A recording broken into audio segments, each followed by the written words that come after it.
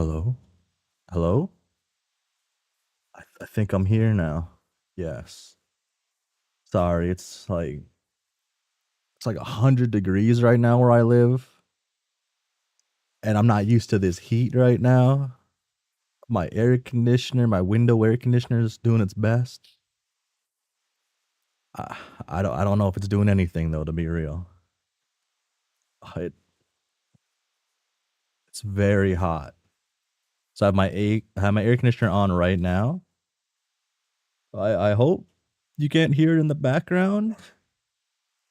I think I tested it a few times before, and I think it's pretty good. I think you shouldn't be able to hear it too much.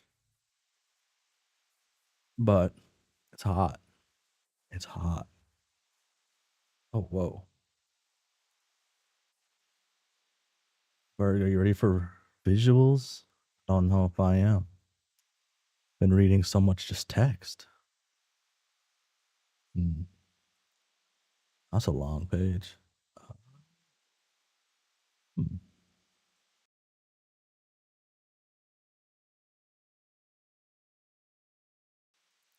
Okay. So was I'm pretty what this takes place directly after the epilogue, so I'm trying to remember. I remember everything that's going on right now. I should have reread the like postscript at least in each one. I know Dirk and Rose and I guess Rose and or whatever on one. Then did the other ones get on a ship? Did they build something? Were they building something? Or are they just existing? What was going on again? I guess it's not too important to remember because it'll be probably told what happened. A minor recap of sorts. I um I'd kind of be disappointed if there was like no like recap in general. I feel like recaps made the original comic just so much fun. But I guess that might just be like spitting on a lot of people's faces who read the epilogues, waited a long time, get to Beyond Canon. I guess Homestuck squared at the time, and then it's just a wall of text for a bit. That'd be kind of evil to do. So there probably will not be one now that I think about it, unless they're evil people. Uh, they could be evil for all I know. I only looked into like one guy, and that guy's not even the showrunner anymore. I don't think. Okay. Hmm. I feel like it's just getting hotter and hotter. Can't wait to read the classic Hussie 10,000 word recap on page one. Uh, this team is the ship of. I never bothered to learn how to read that name because I've only ever read it in text. Theseus? That sounds right enough. Uh, fuck. Oh, it's so hot. I can't think. All right. Oh, I'm gonna try not to speed through it. I think when I looked, there was 1,000-ish pages left, or right now. If I read this at the last rate I was going, I'd be caught up in what? A month? Month? 2 months? Less than a month? Because it depends on which like day and streams you choose to look at. And the one I read for like 5-6 hours straight in a few of them. But that's not happening here. I hope not. I hope I can control myself. No, let's go back to this. Okay. Uh, somewhere. Oh wait, I should actually ask this guy. I should ask someone a question. I gotta type to someone now. You hear the typing? Does the typing come up either or no? Hmm.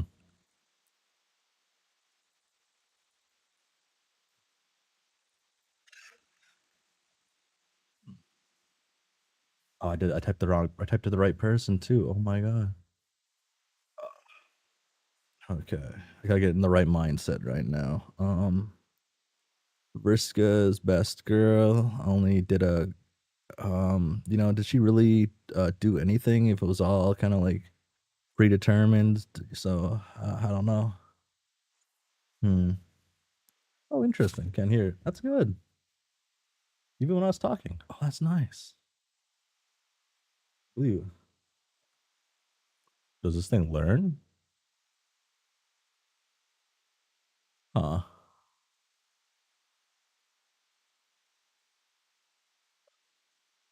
Okay. Uh, space player plus HA.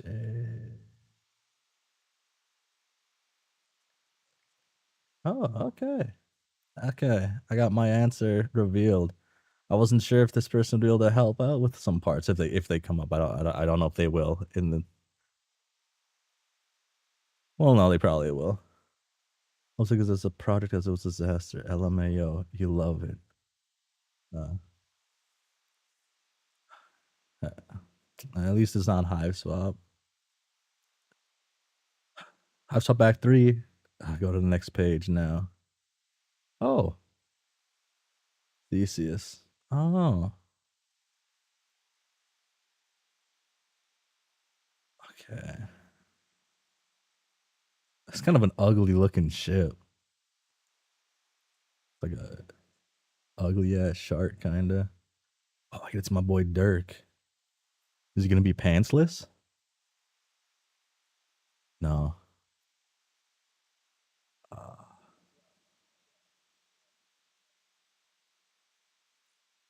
is it like? Does this take place right after, or is it gonna be some time after? Damn.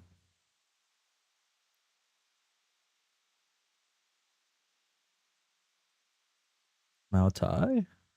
Does he have ankle wraps too?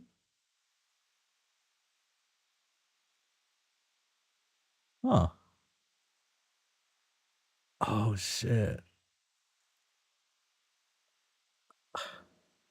I guess it does make sense. There is a wall of text.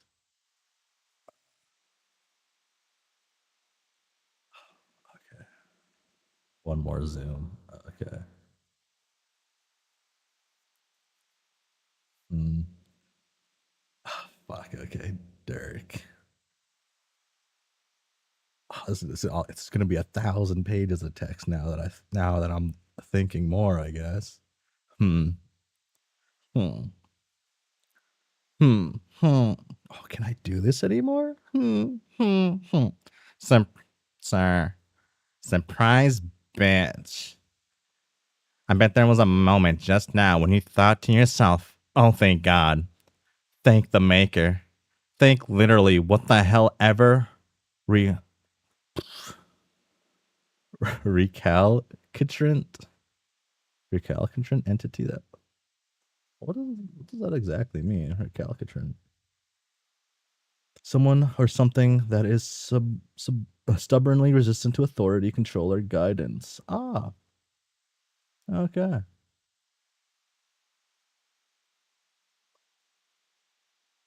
Entity was, is now, and perhaps always has been responsible for piloting this story. Whoever it is whose cataclysmic fingers hang suspended and quivering with anticipation somewhere beyond the curtain of the world, whose hunched form lurks forever in the shadows. Its its work seemingly unimpeded by the very real threat of a chronic lumbago. Making no sound, giving no speech to thought, save for that fateful moment where first one elongated and then another crosses the threshold between thought and reality, when 10 declamatory digits possessed for the moment of a zealous frenzy reach down and set the air astir with the heart-rending creative cacophony of an overly rambunctious mechanical keyboard, whichever accursed species of demiurgic figure that is. You thought, let's just say thank the ever-living fuck that this time they decided to call it a night and get out the drawing tablet instead. Finally, this story is back on the rails. Maybe we can get back to what things were like in the good old days, where boys were brave, girls were guileful, authors were alliterative. Alliterative? Ah, I can't read. And in various dubious states of double death. And this comic made at least a little bit of sense to more or less everybody. No more dealing with narrators, unreliable in knots. No more embittered scrimmages over the bounding metafictional reality within which everything transpires. No more stupid tank tinted text. Your collective sigh of relief is deafening. Well, tough shit, this story. Rosebud. Dirk, what are you doing in there? Dirk, what are you doing in there? Dirk, what are you doing in there? Ah, fuck, hang on a second. Gotta take care of this. Rose's voice echoes tinnily out of my newly alchemized computer-integrated shades. The infidelity of the transmission is due to her voice being slightly too high definition for the speakers to reproduce it faithfully. There's an audio format even better than analog, it turns out. And that's what replaced Rose's vocal cords when I scooped up her rapidly dissipating soul and installed it in a robot body. I have it on authority that decanting is sometimes necessary to ensure a wine is at its best. I like to think that the same was ultimately true of her. Ooh. Oh, nothing important. To the extent that anything that you do or I do is even capable of being unimportant anymore, which extent is admittedly teetering a few microns shy of Jack Dick right about now. The point is, don't worry about it. I'm just doing a bit of housekeeping. Well, pardon me for interrupting a prior engagement. Don't let me get in the way of all the dusting you must be doing. I just imagine you wearing an apron over your god-tier outfit and almost felt my facial fuselage buckle in such a way as to approximate a fleeting smile. Fuck, you got me. Your uncanny seer powers are at work once again. I'm just waiting here for an errant gust of wind to jostle my petticoats, unfortuitously exposing my undergarments to the lurid gaze of whatever prurient,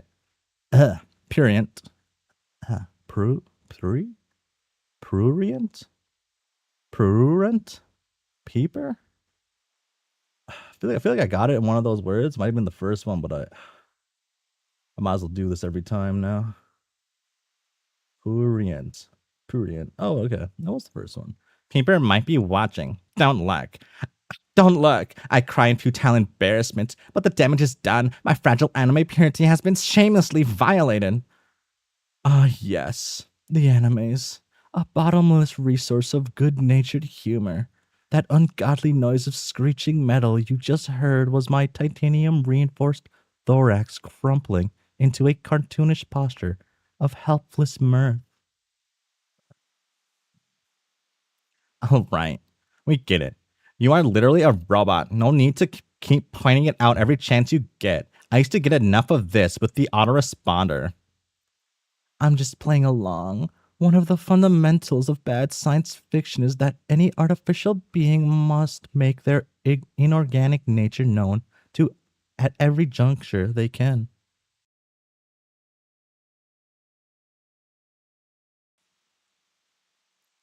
Do overly precise and completely meaningless statistics that you pull out of your ass on the fly also count? Oh, absolutely. That's one of the first things you just sort of spontaneously learn when being booted up. For example, I've calculated that by making these remarks, I have raised the base level of amusement in all my conversations by 36%. Well, I don't personally find them very funny. No, but I do. It averages out, you see. Ah, wow, they did a good job making Alt Dirk as annoying as possible. Maybe. Oh, fuck. That's a rug. Goddamn.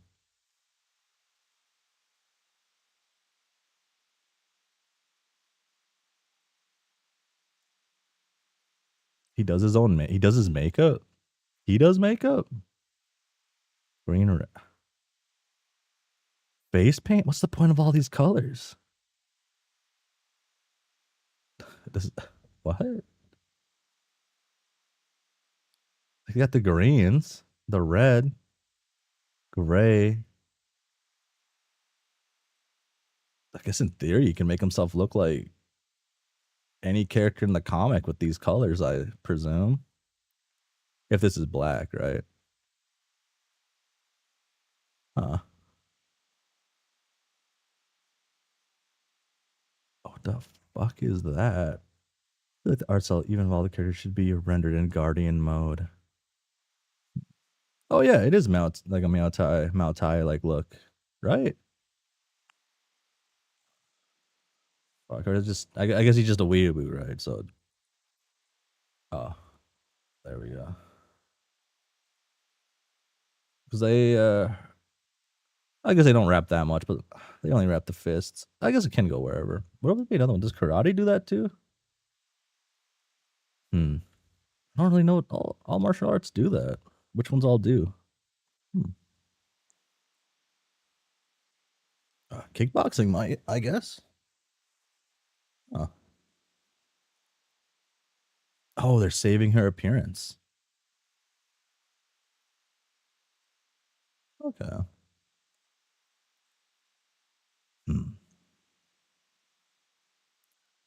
Okay, but like, what are you actually calling me about? I just thought you might like to know that we're getting pretty close to your chosen crash site. We can head down to the planet below as soon as Terezi's finished working out how we do that. How to land? Wait, crash site? Yes.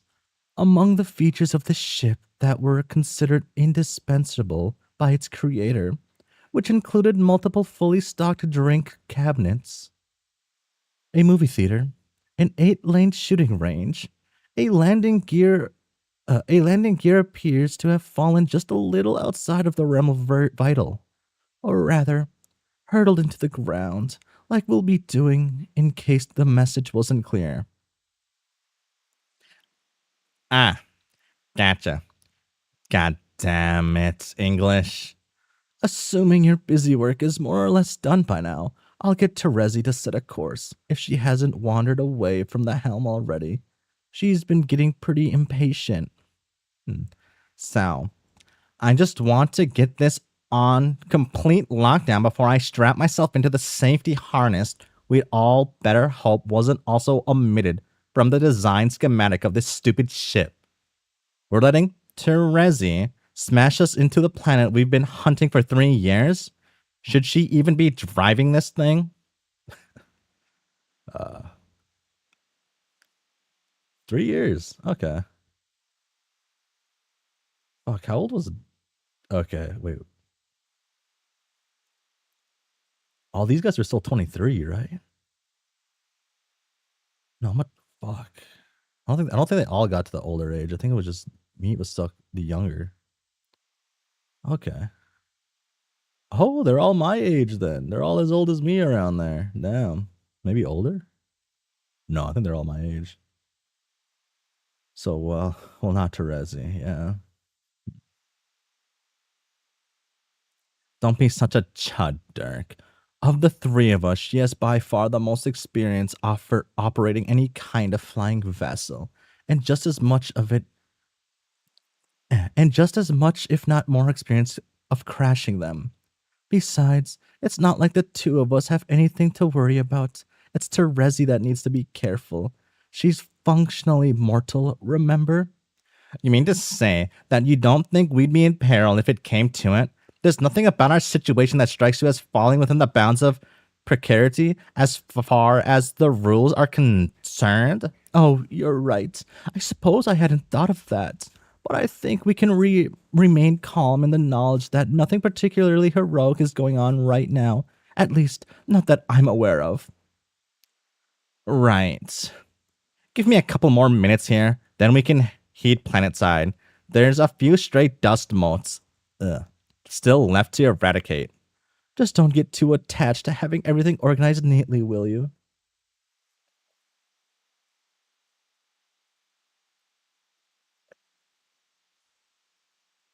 The fuck is this still though? Hmm.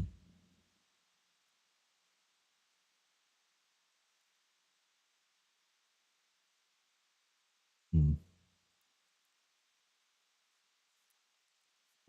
Hmm. Yeah, Rose signs off the call without much fuss.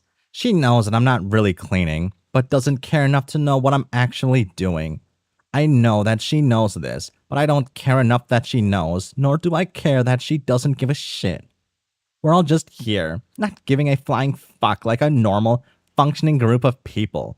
I walk. Oh no, right. I don't have to do that explicitly. It's easy to get into the habit of just narrating everything, even when it's a bit creatively redundant. This is where the advantage of visuals come in to make my life as an omniscient overseer a little bit less tedious. I can just do whatever and we can all see it happen, and nobody has to fight with a testy cherub lady for control of their own legs or anything. No need to pull a whole thesaurus out of my ass just so I can go to the bathroom. Seriously, it's a big relief. That doesn't mean this, gestures to the narrative, isn't still going to be a thing, though. Sometimes retreating back into the warm, welcoming folds of traditional prose is just going to be the best way forward, and as someone whose mind is uniquely capable of understanding this conceit? Oh, I'm losing brain cells. It's hot. Conceit. Okay. Ah, that's why he swapped to the comic, because Calliope can control his legs while he's on screen. Noted. Where was I? Was consent. I'll be the determining factor as to when and where it happens. I think that's more than reasonable, and yes, I am capable of being reasonable. All in all, I think you'll find as far as narrators go, I am in an excellent On second thought, maybe that's a bit of a problematic phrase. Yeah, yikes. That one's got a sordid history. Best we steer clear of it. We're all lucky I'm around to make those kinds of sensitivity judgments on everyone's behalf. Fuck this guy. Speaking of which, I think it's time I started undoing some of my more egregious mistakes this story has been subjected to over the years. Yes, I'm talking about that guy. The other orange one, remember him? Vriska got stalked by him a bit and it was uncomfortable for everyone concerned. Anyway, the point is that he fucked up big time, and I'm here to clean up the horse shit. It's time to get this story back on the rails, back to what it was always supposed to be. I know it, and you've somehow always known it too. There was something else, some other route that Homestuck was meant to take but then didn't. A way that wouldn't have spent so much time dicking around with stuff nobody cares about. Like seriously, why did we all have to sit through talking about everyone's most intimate and private feelings for 200,000 fucking words? That would never have happened in Act 1. Where did it all go wrong?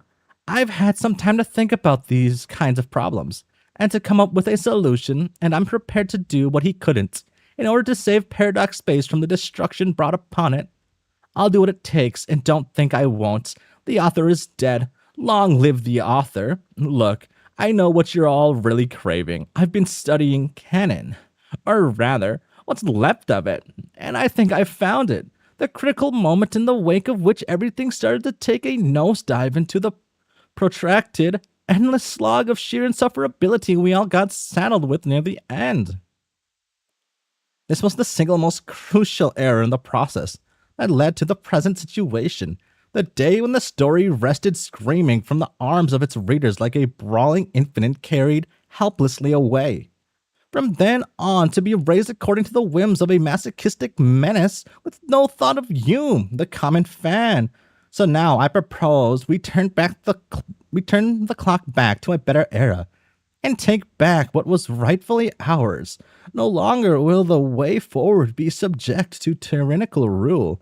No more shall the will of the masses be cajoled and browbeaten by the impervious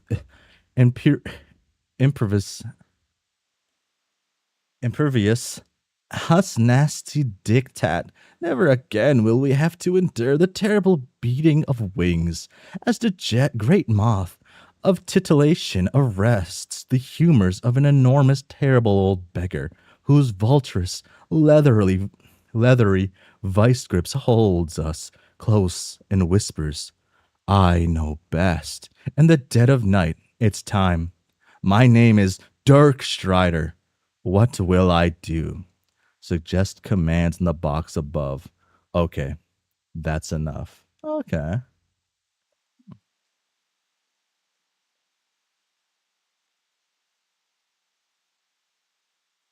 Actually, I didn't check. Can you hear every time I take a sip of water now?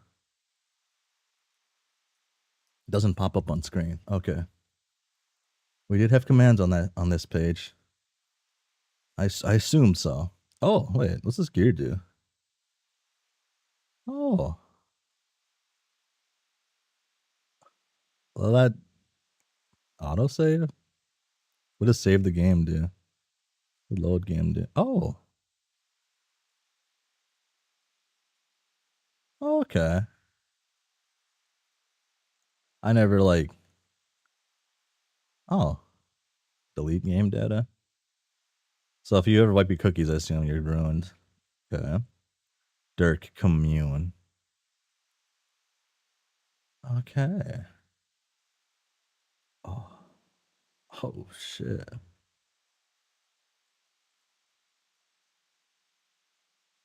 What's he communing with? Fucking everything in his head?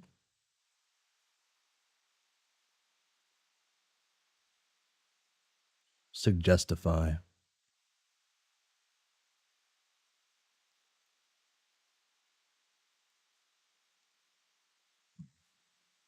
Oh.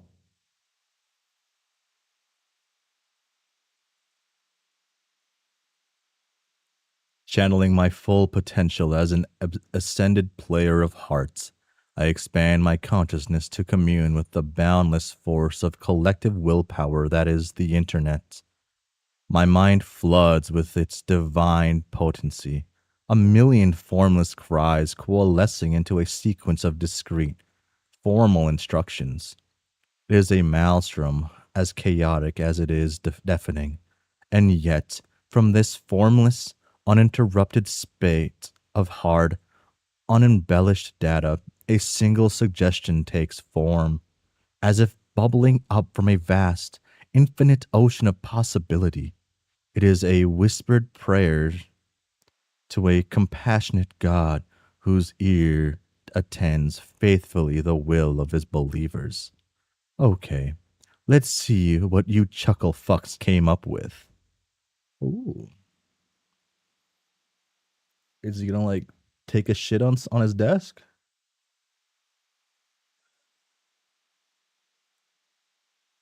That has to be it, right? No, damn. Dirk, stop making Homestuck. Damn.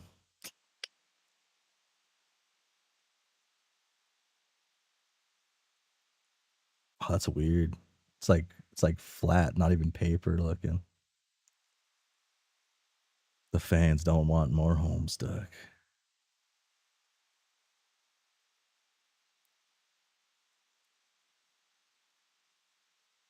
Oh, this happened a little fast. I thought they'd go for a couple pages back and forth.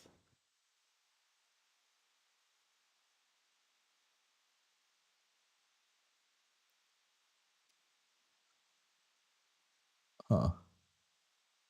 There goes commands forever. You know what? You've convinced me. There's no way I'm fucking with this shit. I'm nobody's puppet, of course. But this was going to be a little fun we had together. A callback to simpler times. I just wanted to play a game, and you were going to be part of it. That submission box was my olive branch, dipped tentatively at and at arm's length into the trash furnace of creative potential known as online. But I should have known better. People think you can run a story like this? This must be just about the stupidest idea anyone has ever come up with. I'll just have to make up the commands myself from here on out. Seem to work okay for the other guy. Okay, the command prompts. What the fuck? Uh, did it truly work out? I, I guess it worked out good enough for the other guy. Derek examine rum. I want problem sleuth too. Oh, okay. Oh, apple, the bottle, the egg, and the dog. Cat, dog, cat, dog.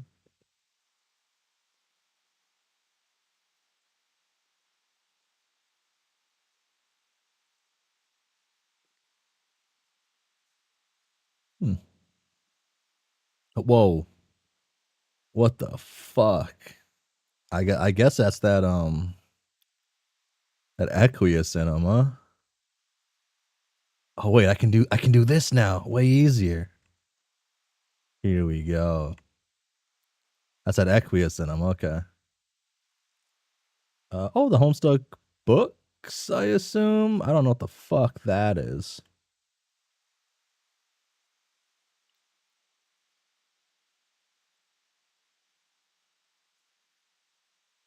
This is gross. Some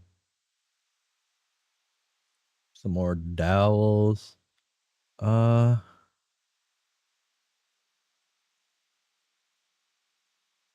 okay, so this is that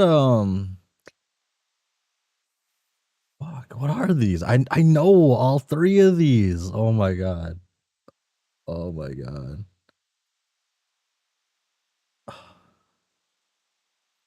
Fuck, I'm like I know all three of these. This one's like super popular. Like right now I feel like it's having another resurgence.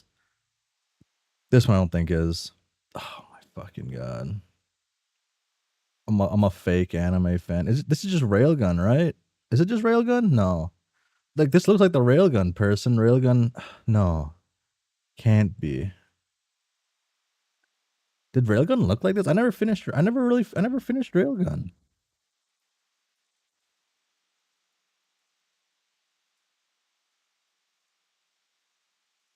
Yeah, that's like her, right? Right there.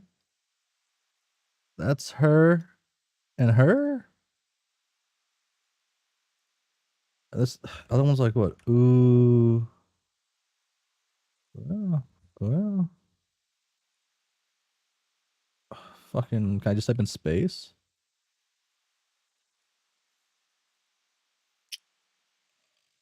No, I can't. I forgot what it's called. Soros. Okay. Fuck. All three of these are on my plan to watch list on my anime list, which is a list that'll never probably get halfway finished. Cat brain. Oh, it's his outfits. I guess he just kept his I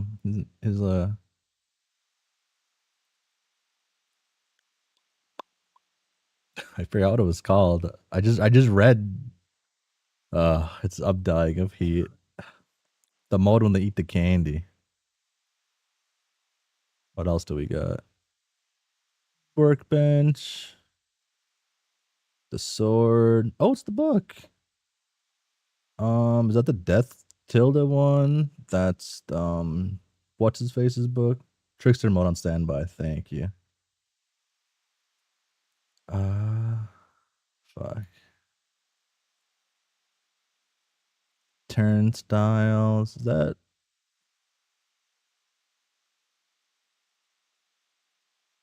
himself? No. Who the fuck is that? I would guess Jake, but I don't think it would be Jake. It's like himself, right? That his hat?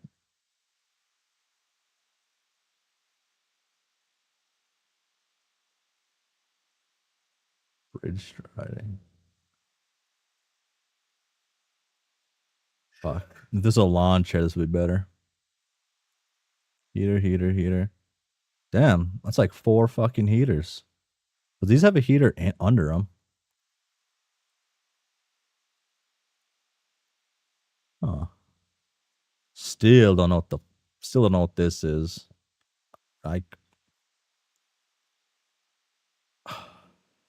What is it? Black. Okay. White. Yeah, so you could fucking be every character. Because you use it to paint too, but it does digital art, so I assume that's more of like face paint. Or makeup, I guess. Okay.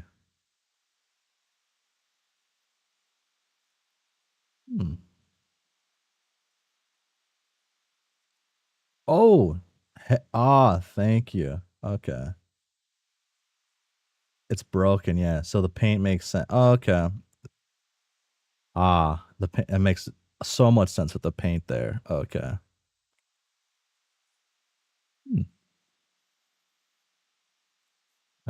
I'm kind of a weeaboo myself, so I think the centerpiece goes hard here. I also do think the robot Maple Hoof goes hard. Screw you, TZ. Okay. Bob.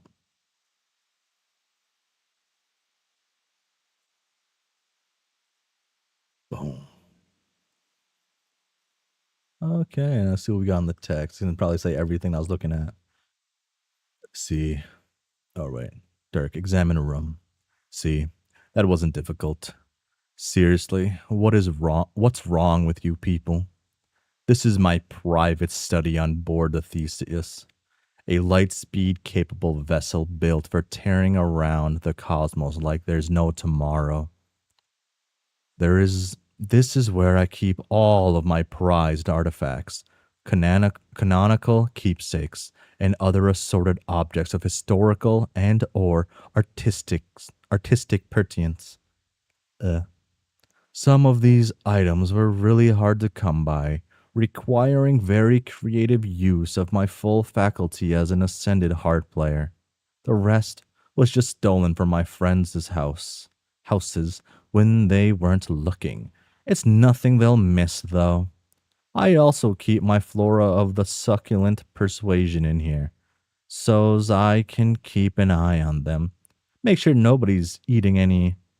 It's happened before. This is where I come when I want to sit and think about important plot details, which is pretty much any time I'm not training or laying down mad enfilades of philosophical shit with Rose. It's important to have things around to remind me of where we came from. History, despite its retching pain, cannot be unlived, but if faced with courage, need not be lived again. Maya Angelo Lou. The ship itself is being borrowed in perpetuity and has served as our home for the past 3 years. It wasn't originally called Theseus or anything else for that matter. The prior owner didn't think that that kind of thing was worth the effort, but I know better. Speaking of names, I've been workshopping potential designations for the new planet, which we're apparently gonna crack this ship against like a bottle of champagne on the prow of a virgin steamer. I still need to talk it over with Rose, though. I know better. Dirk. Dirk, contemplate equine iconography.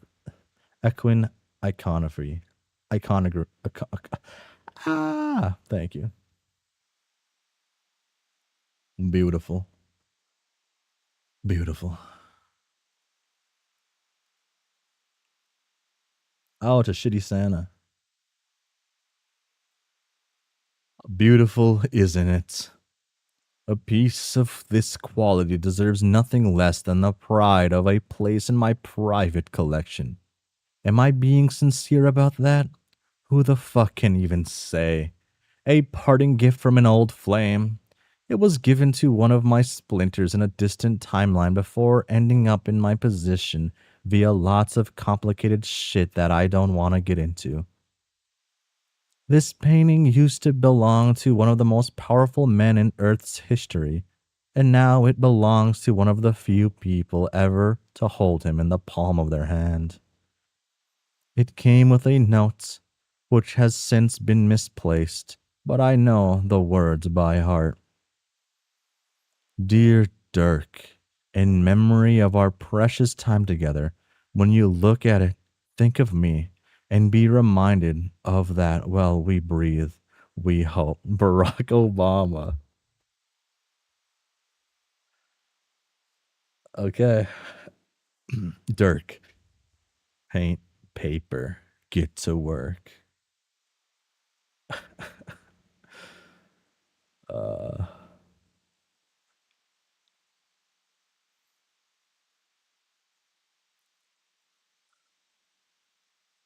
nah, this. Oh, yes, it is face paint. Yeah. Okay, yeah, it is with that horn. Nah, this is face paint. Not for painting pictures, unless those pictures happen to be on a face, I guess. This set of paints and the charred remains of my horned headband are the only surviving relics of the first and last worldwide interspecies role playing session we ever attempted on Earthsea. Scary. Oh, he's a unicorn.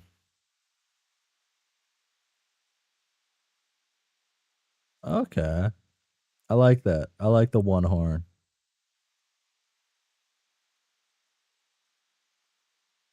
Fucking dick and balls. Uh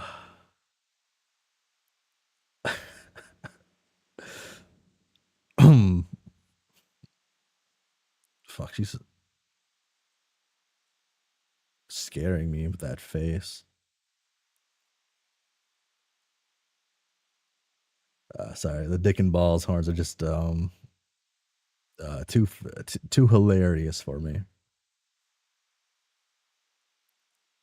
Calliope got it in their head that dressing up in cosplay would be a fun community activity. Vantus had some very uncharitable things to say about the idea, and for once in his life, I think he was right. This thing was an unmitigated disaster from start to finish, a complete bloodbath. I'd spent months perfecting my character. Countless late nights were devoted to scrumptiously studying the intricacies of old Alternian culture. Every inch of my body was coated in cloying, meticulously sealed gray paint. Yes, even there. I know you were thinking it. It was the perfect troll sona. I was a high blood called. No, on second thoughts, let's not get into it. Some things are too painful to remember. What did you do?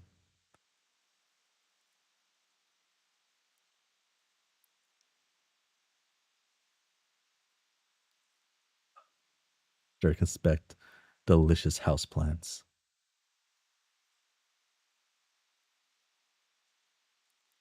3 years is no small amount of time. While I spent a lot of it in pursuit of a greater understanding of combat and philosophy, that doesn't mean there wasn't room for life and love in the equation, too. Plants are basically the ideal friends. They don't constantly question your decisions or try to undermine your authority or suggest that perhaps you should talking to you about try talking about your feelings every once in a while. Plants lie down in the dirt and take it, metaphorically speaking.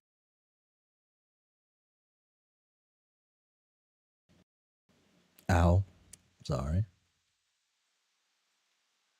I've genetically enhanced these succulents to make them more hardy in a low gravity environment.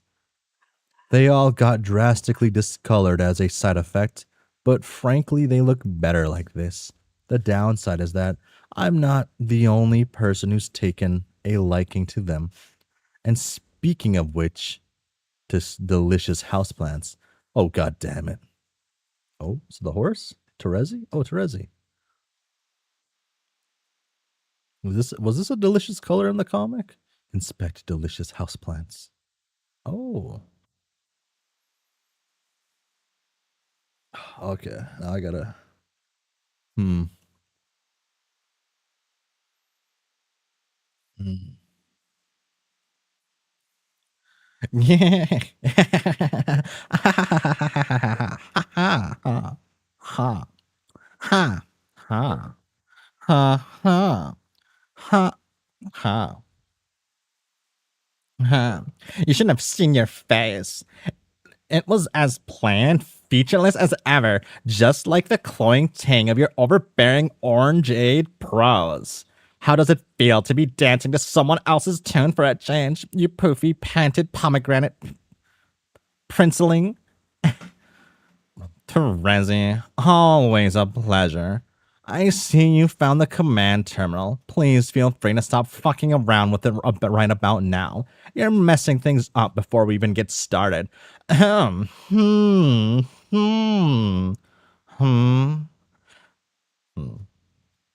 I wasn't finished. Ahem.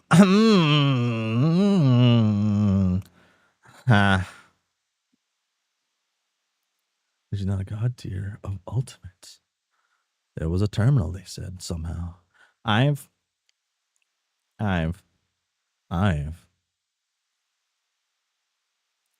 considered your generous offer very carefully, but I'm afraid I'll have to decline.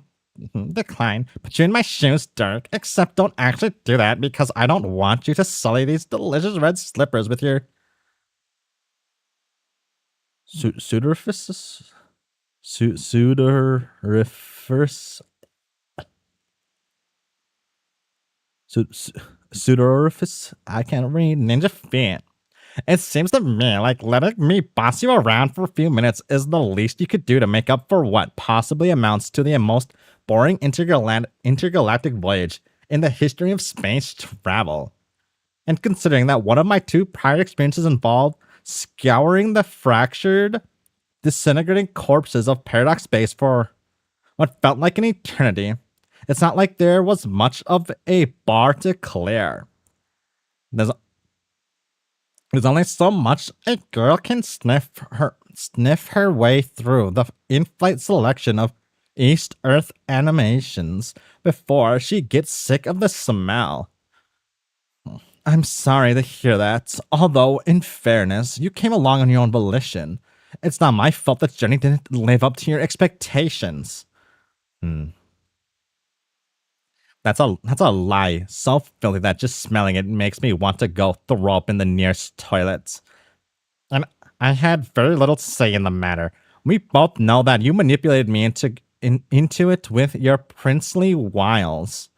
Princely wiles? Are you flirting with me? Is this a caligenous thing you're going for here? Cute? No. I'm flattered, but I don't really go for aliens or girls. Or alien girls, for that matter. 2 yucks don't make a yum. Excuse me while I wipe the spittle off my chin from another impromptu bar fest.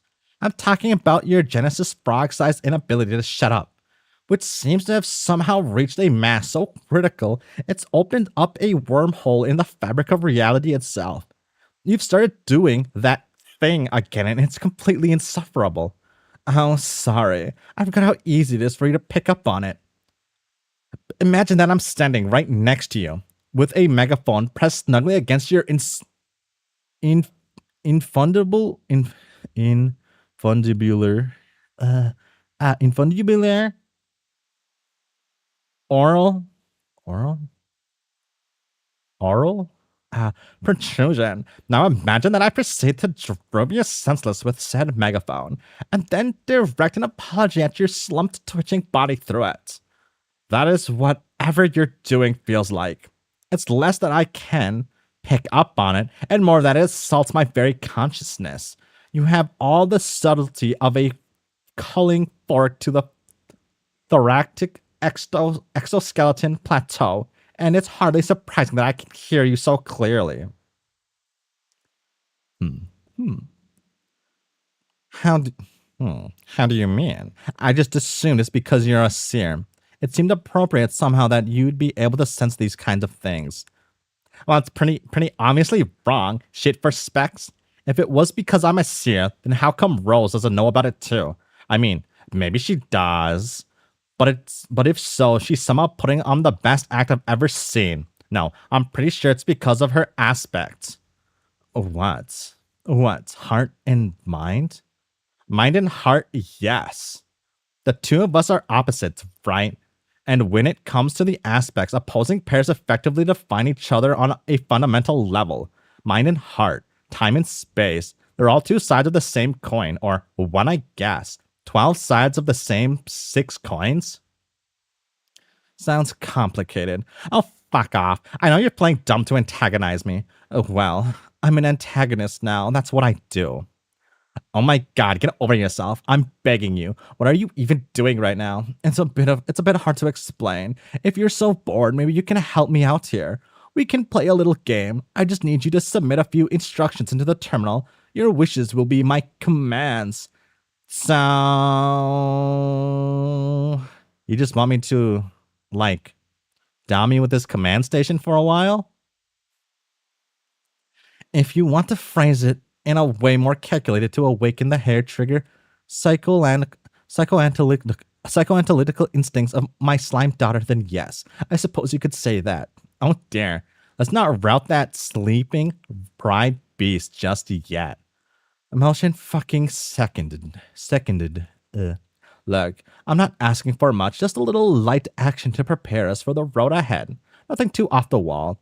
You're a strange and funny girl, Terezi, but you're less likely than certain others to leave the equivalent of a steaming pile of horse manure in the submission box. Consider this little sum of executive power over my actions a planet-warming gift. Spend it wisely. Oh. Why, Mr. Strider, your generosity knows no bounds, but I'm afraid you can't have another command just yet. You haven't completed the one I already gave you. Oh, what? Looking at these plants, I already did that. Inspect them good and fucking proper. Look, they've gone bright pink from how hard I've been how long. Look, they've gone bright pink from how hard I've been scrutinizing them. They all seem perfectly fine. Wait. Oh, he's gonna eat them.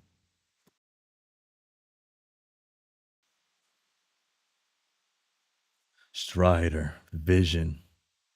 Or is he gonna do something else? What else is on him?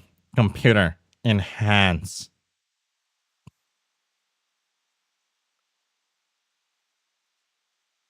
Chop. Oh, they've already been bitten.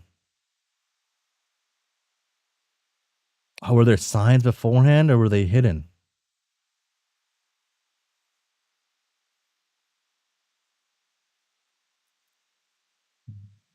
Magnification ×4. Fuck, can we see them in the photo or are they fake? I can't see them.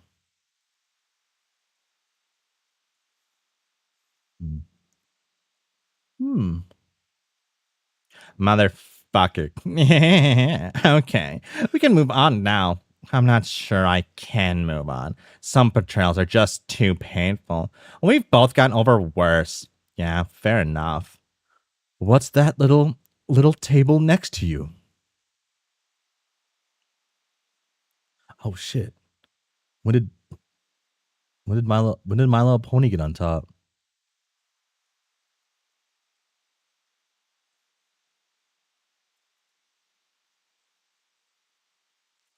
That's not really a command, but okay. This is my katatsu, a Japanese-style low table. A small heater is hidden under the repurposed blanket and can be used to keep warm in the colder months. In the freezing depths of interstellar space, however, this is basically all the time. So the heater is always on. I like to sit here when I'm drawing or reading. It's pretty cozy. On top is a drawing tablet, and over there is my katana. It's said that the pen is mightier than the sword, but I like to think they're both situationally dependent weaponry. Shiz. Okay, I didn't ask for your entire sordid history with this adorable little piece of furniture, or your dumb philosophical musings. Hey, I think that's my tablet. Don't look at me. That thing could be anybody's. Liberate the Londian Library. Interesting.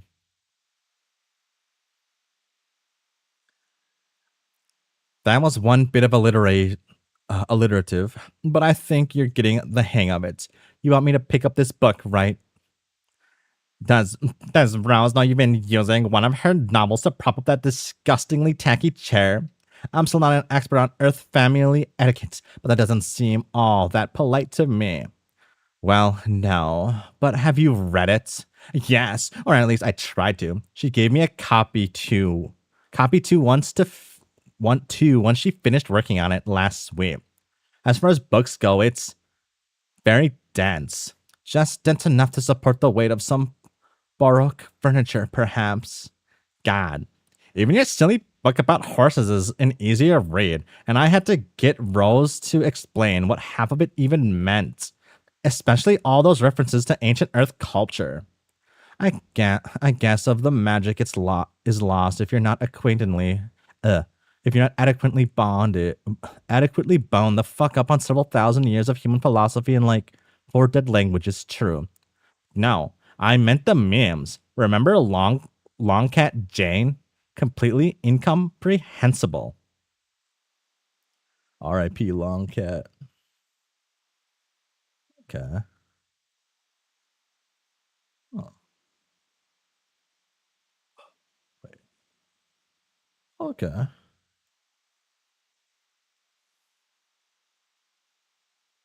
Hmm. MSPA modus. Oh, that's a reference to the fanfic. I don't know the fanfic.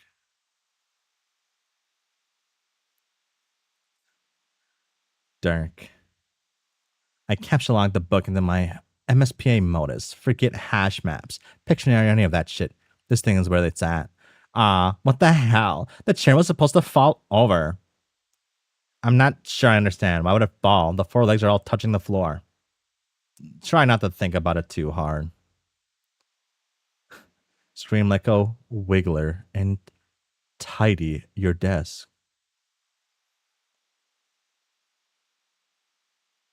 That's close enough. Close enough. Close enough to shitting on your desk. No, the fucking Pony Pals Dirk Edition fanfic. Ah.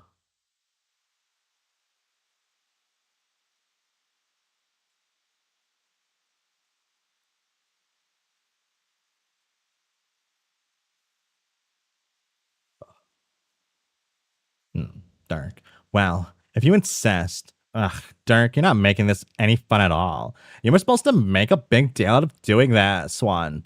Okay, why? Because shut up is why. I don't know. Someone told me that it would be the most appropriate course of action for you to take based on the instructions. Appropriate? Maybe that's not the right word. Maybe it was just the thing that seemed funniest in the moment. Like I was setting you up for a joke and you didn't deliver. I wouldn't say I didn't deliver exactly. It just wasn't the joke you were expecting it to be when you started telling it. Some of the best jokes are like that. For someone who claims to know a lot about jokes, you sure have continued to say basically nothing funny ever. I'm not sure I can even imagine you smiling. Maybe your face would fall off if you tried. If so, it might just be the first funny thing that's ever happened to you. Ha ha. Oh. Oh, fucking. There it is. You know, I actually kind of resent the idea that I don't know how to loosen up or have fun. Basically, everyone thinks that about me, but they're wrong. It's just that the kind of fun I'm naturally predisposed to is rather intense. Not many really understand that when pleasure is taken seriously enough, it can easily mimic the appearance of business. Just as when irony is practiced with enough passion, it becomes indistinguishable from sincerity. Hold is a hold.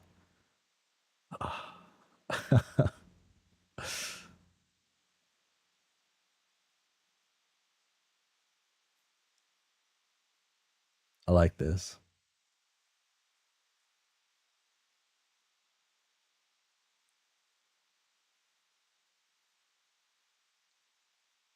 No. At least I had that moment with it.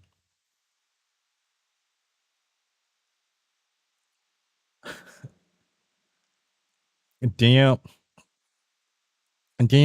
want to talk about it? Absolutely the fuck not. Okay. What even is all that stuff lying around over there anyway? Are you arranging a shitty little art gallery on the floor? Not quite. It's something a bit more important than that. We've made some good progress by now, so here, let me show you something. Bob. So weird when it goes to this art, when there's like this style of art. Oh. Smell this, Terezi. This is a panel. Okay. Can you tell me what it's depicting? Hold on. Need to get it closer to the screen.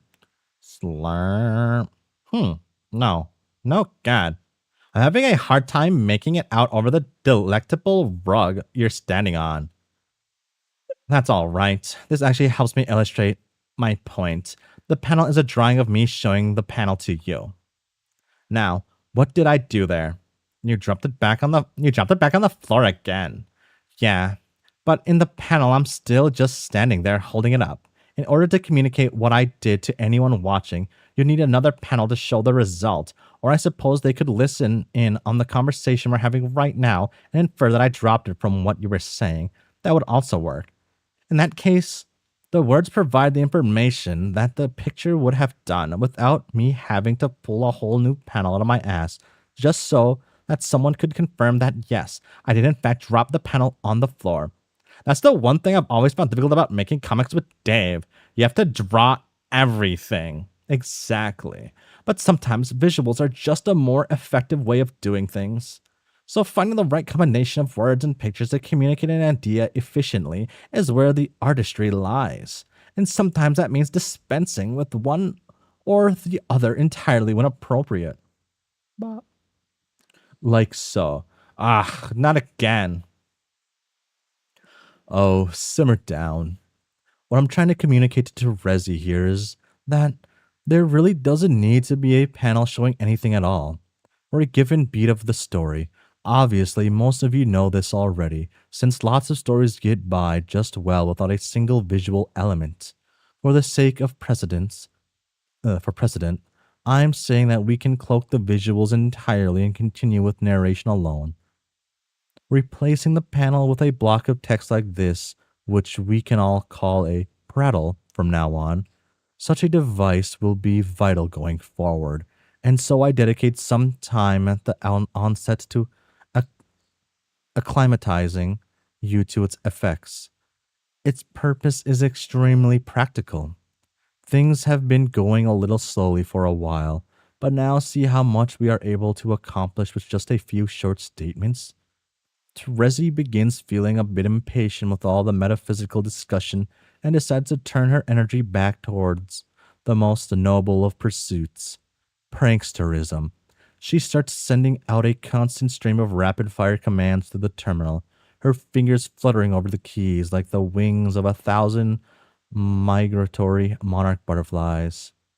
And just as quickly I spring into action, performing every last one of her instructions to the letter, no matter how brazen, physically strenuous, or narratively questionable. The layout of the entire room is rearranged. Furniture is overturned. Books are defaced and posters desecrated. Objects are picked up, put down, discarded, combined, separated, and ejected from Silodexes in all manners of directions. Terezi's debasements aren't confined merely to fucking around with the upholstery. Oh no. Her commands start to take a turn toward the slapstick, pratfalls, feats of contortion, and increasingly ridiculous facial expressions are called for. She has me undertake the most intense workout routine Paradox Space has ever seen, all while whistling the entire discography of the Swedish pop group ABBA, which she's taken a liking to recently for some godforsaken reason, and which coincidentally was a favorite cultural weapon of her imperious condescension back on Earth centuries ago. Mamma Mia, in particular, was repurposed as a sugar-coated propagandist piece, calling for worldwide submission to the battered witch's dictatorship. My, how can I resist you? As the old saying goes, various arcane and legendary dances are exhumed from the tomb of antiquity and performed with an anachronistically reckless abandon on every horizontal surface available. The Charleston, the mashed potato, all the numbers from Riverdance in alphabetical order. Then I'm instructed to sit smack in the middle of the carpet and begin slapping myself silly. Just absolutely go all in and hold nothing back. Ha ha ha, stop hitting yourself. Terezi cackles. As for 30 uninterrupted minutes, I obediently clobber myself around the face until my cheeks are glowing brighter than the heart emblazoned on my chest. You're welcome. Oh, that looks weird.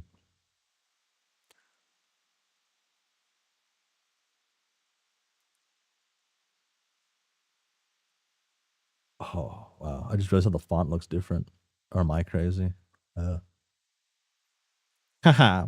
Okay, that was pretty good. See, I told you. I told you I could have fun. Yeah, you sure showed me, I guess. I'm glad I got to watch it all through this screen too, since I would never have believed you actually did it all otherwise, even though I still have no fucking clue what it is we're even doing here. Can you just hurry it up so we can finally get off this ship? Come to think of it, maybe I could end this right now by typing the right commands. I'd rather you didn't. It would be inelegant. Why do we even have to do this? Why do we even have this anyway? I thought they were for exiles to use. Well, normally they are. And normally those are the only people who would ever use them. A terminal's function is to act as a means of communication between two disparated parts of a time loop. A passage through which information can travel that aids in such a loop's successful completion. And within the context of the game, that's all they're used for. But beyond that, they're a convenient and effective means of subtle psychic suggestion at a distance. It doesn't seem all that subtle to me. Well, no, it's not. At least not for us right now. But that's because your presence as a guiding influence has been revealed. Earlier, when I hadn't realized you were there, it was more difficult to discern. I could have gone on for quite a while, not realizing that the instructions were anything other than spontaneous ideas from my own imagination if you hadn't gotten too greedy. What can I say? They're called succulents for a reason, and apparently that reason is that they are delicious. No, I mean, you started being too obvious. Your personality bled through to an extent that was impossible to ignore, and so the spell was broken.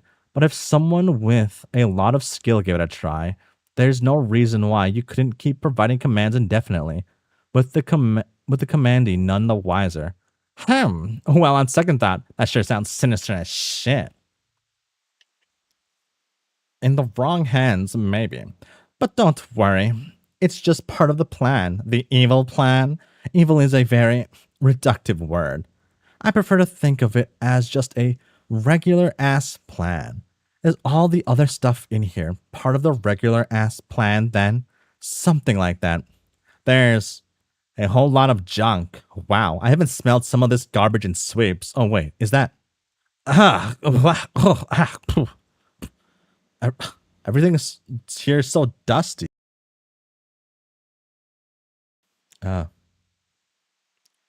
That's what you get for nosing around in our secret storeroom.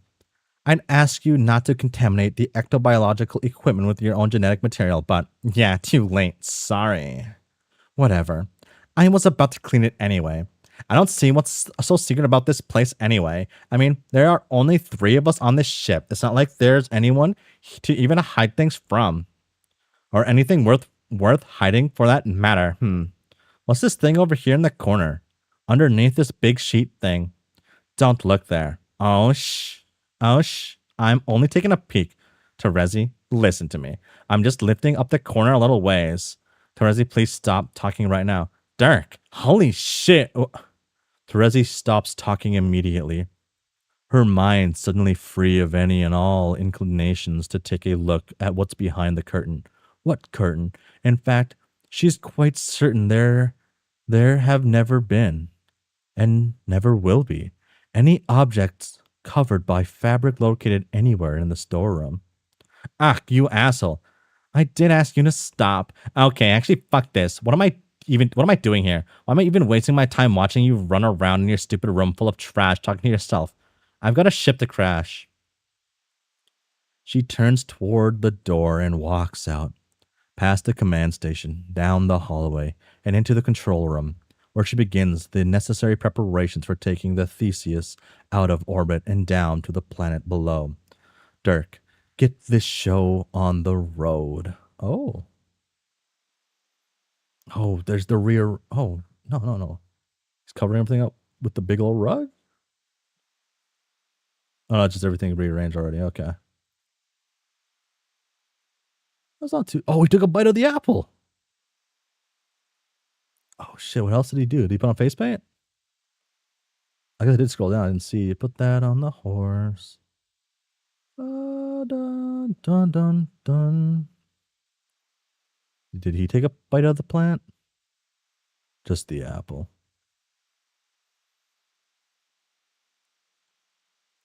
Broke the egg with the katana. Broblerone. Wrote on the wall. Classic. Cut the bottle. Okay. Flip the painting. And he's wearing the horns with no face paint.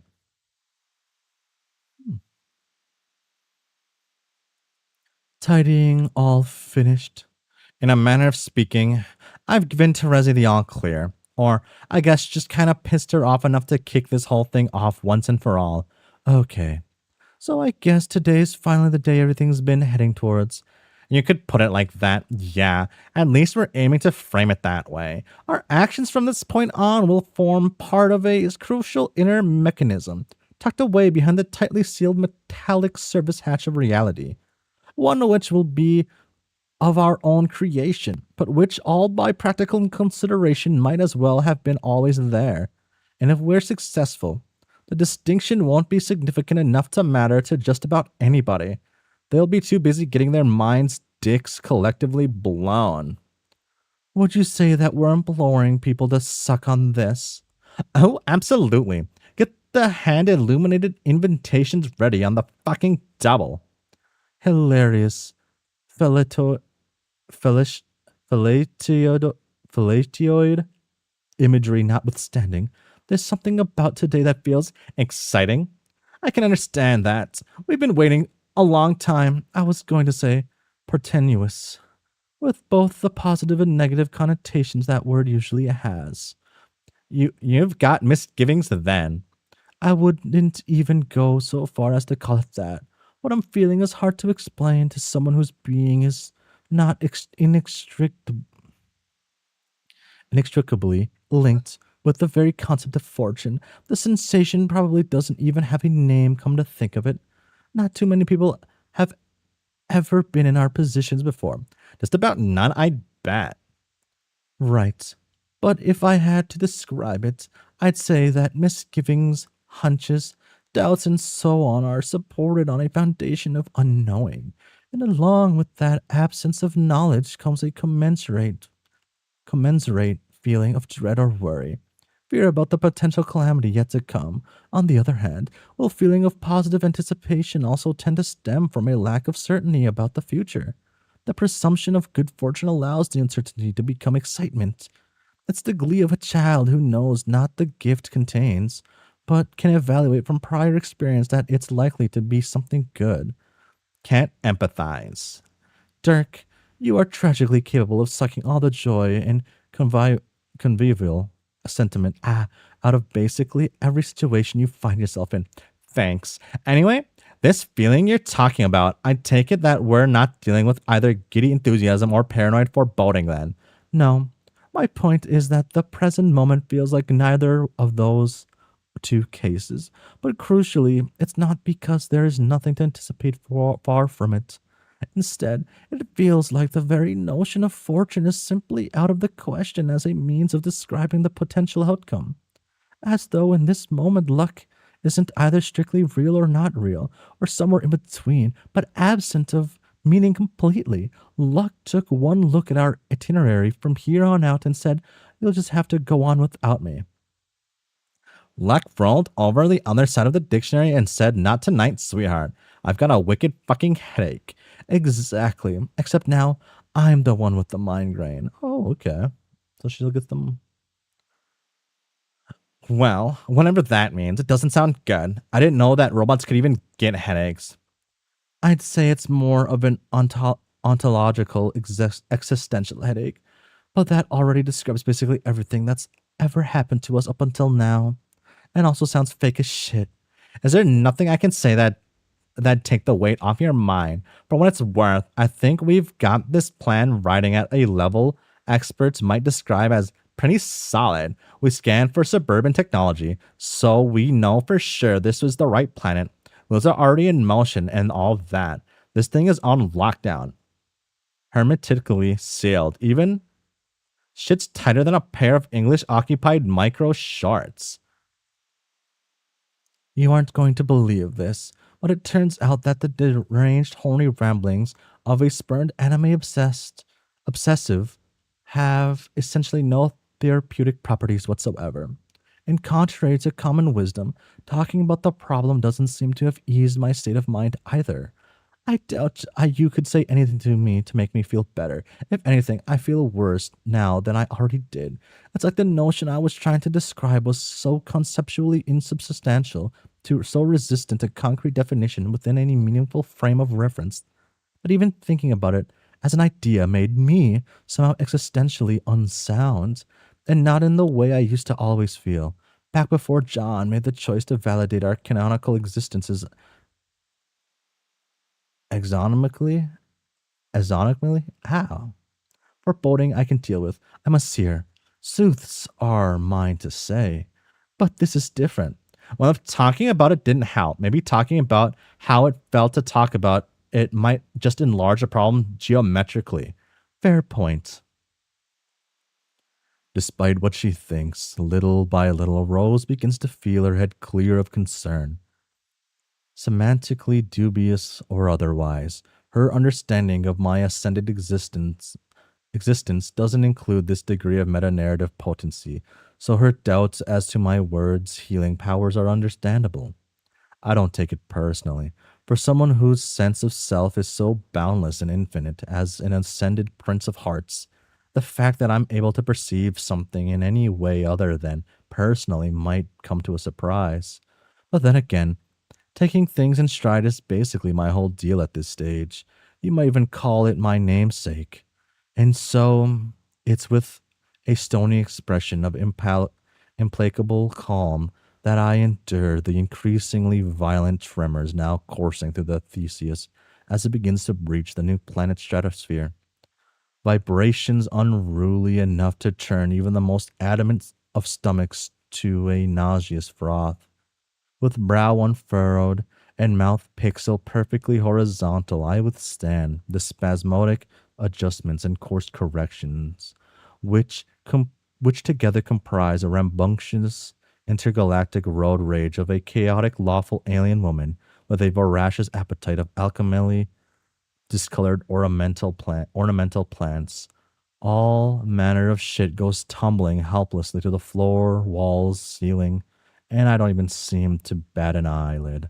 Or maybe that's just because my shades are in the way. In the face of impossible stupidity, I am as unfazed as ever, because, well, the external world roils and heaves and shits itself like nothing else. There's one thing that I can always count on. As you know, I have many splinters. So many I used to find it overwhelming to contemplate them all. Depressing, actually. It was a feeling I could never escape from. The feeling that my sense of self was limitless, that I was forced to exist as a small facet of my own potential while drowning in an ocean of my greater persona, and all the terrible things I was fully capable of. I was trapped as a limited version of myself who was still burdened by the concern for what it meant to be good, struggling to keep himself from drowning in an overwhelming body of potential which had no concern for human mortality whatsoever. But that struggle finally ended a few years ago. My head isn't fighting to stay above the water anymore. There isn't even a metaphysical head to speak of. I'm only the water now. It's proven to be immensely comforting way for me to exist. It reminds me of the feelings I had during the long nights alone, looking out over the dark ocean which surrounded me. The ocean that effectively raised me, because nothing else was around to do it. During those lonely nights, I spent many hours wondering what would happen. What would even be the difference if I jumped in and never came up? If I simply disappeared? But I now finally have. I've disappeared into the infinity of myself, and I am magnificent.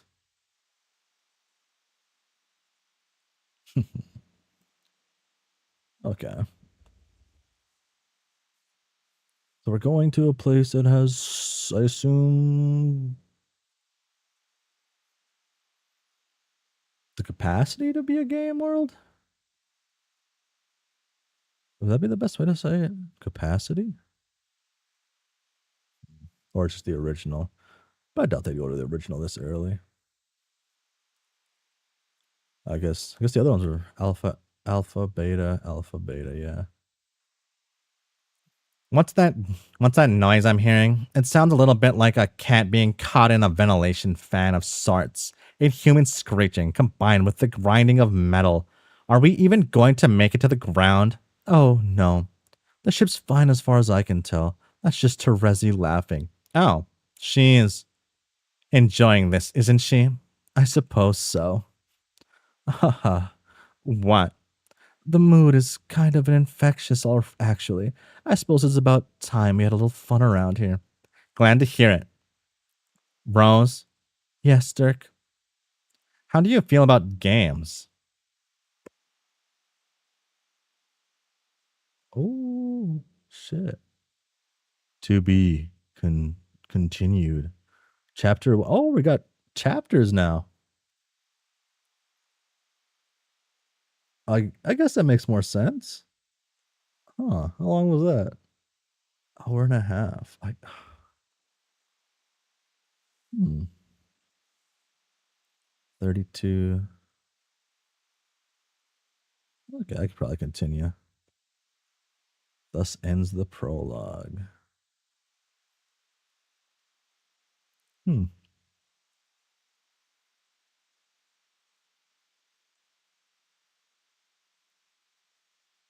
Weird ass planet.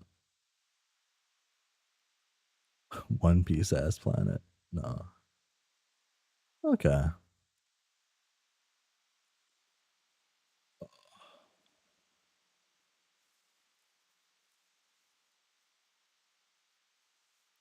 Oh, it's so hot. I'm melting.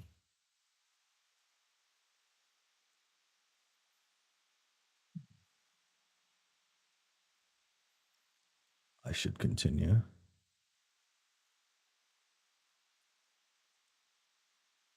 Oh. Oh. What did we have for here then?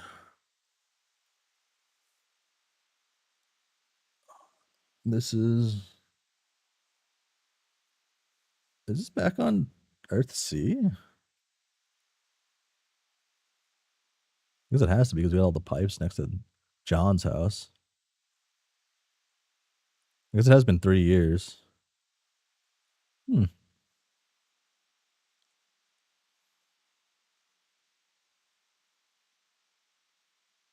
Oh. Little garden. The Jake though? Is this the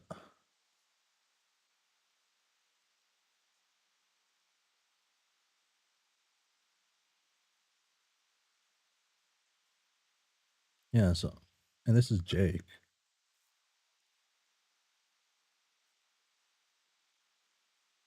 Is this after the Civil War and Candy? Because Jake brings Tavros here at the end of Candy. I remember that.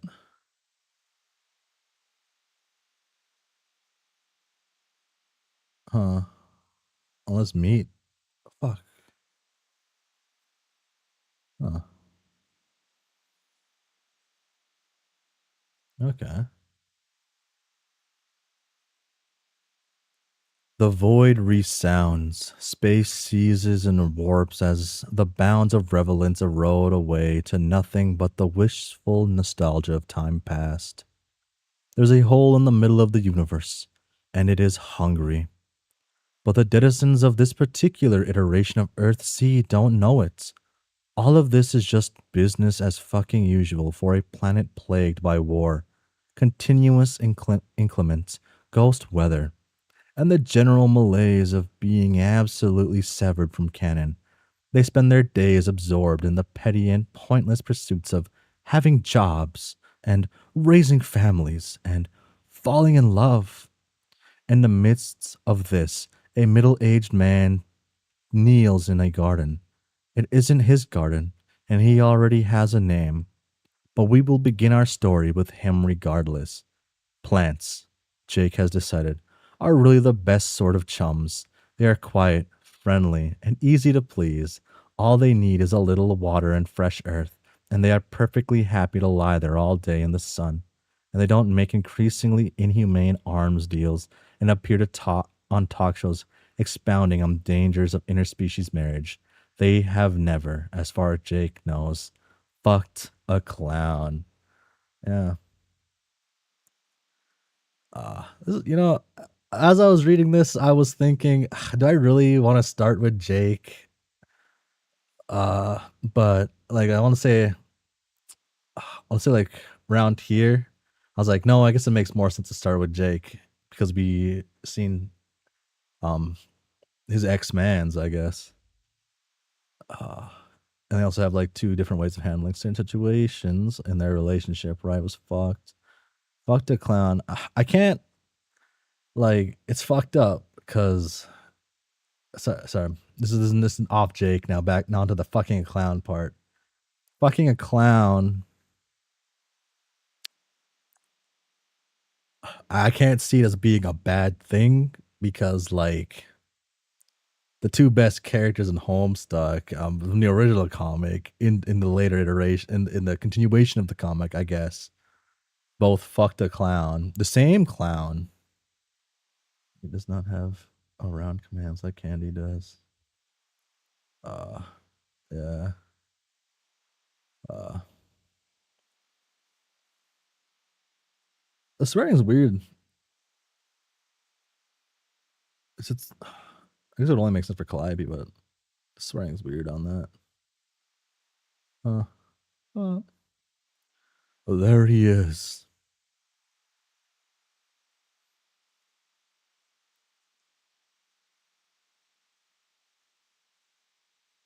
John has been an incredible pal, opening his home to Jake and his son on such short notice, and even offering him a pair of pants as well as a shirt that he has so far neglected to put on.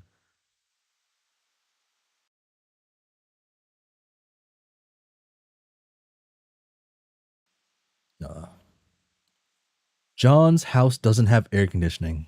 It's a charming little cottage, but it could sure as but it could sure as acres use some airing out and dusting and just general upkeep.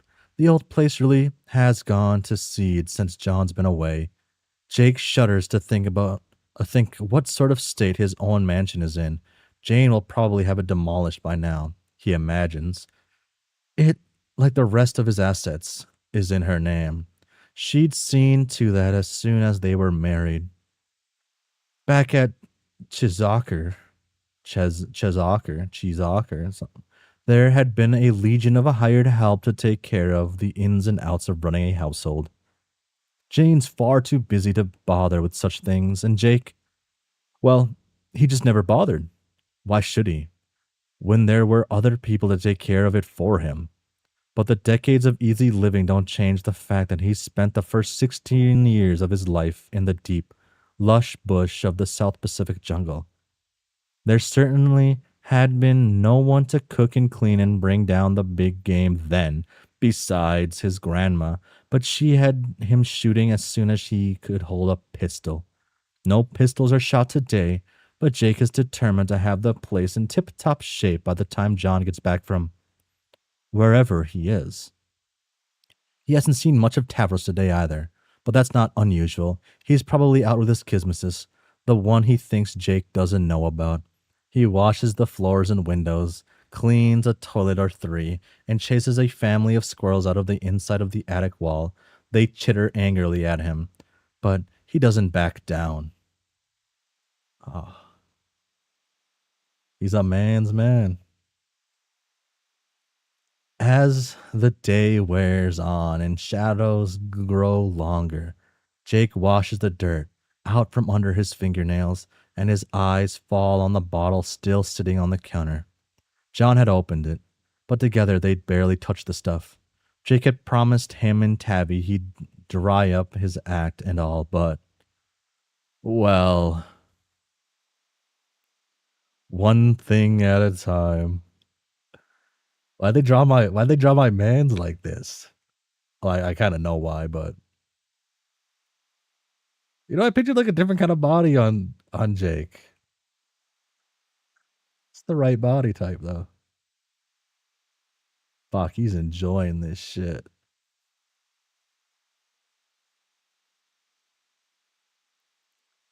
Oh. Oh.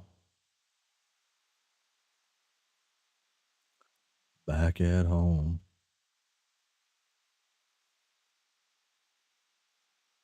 Hmm.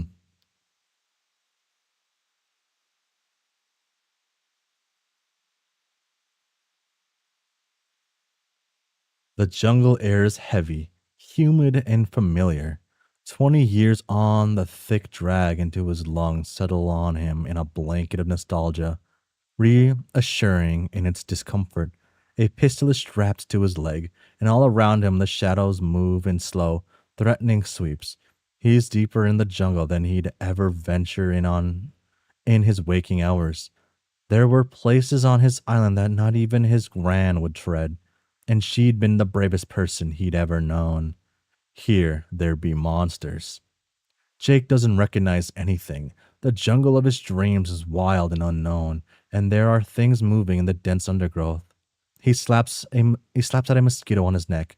Sweat drips into his eyes. He drops a hand to his gun, the tension prickling hot and tight at the base of his neck. A sudden wind thrashes the canopy. There are pine needles in his mouth. There aren't any pine needles in the jungle. The only warning Jake gets is a resonant growl that seems to come from every direction at once. Before the monster is on him, a lithe creature of darkness and fury, and with more legs than anything mammalian has a right to. He hits the ground hard enough to drive the breath out of him. But he doesn't have time to catch it. He has to run. He knows, in the deep, prophetic way of dreams, that he is no match for this monster. It is right behind him. Its hot, damp breath waffling at his hair. What does it feel like to be eaten? He's about to find out. Oh, it's the other man's.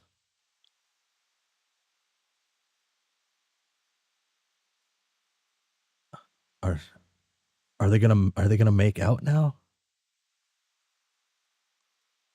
I guess it is. I guess. Oh, is it just brain ghost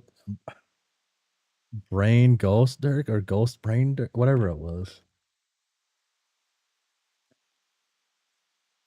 Whatever the name was.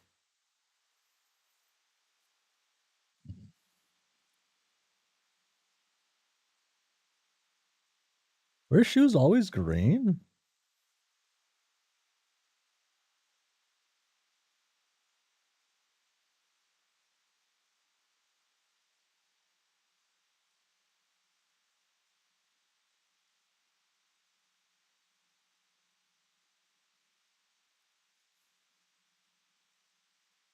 No, okay.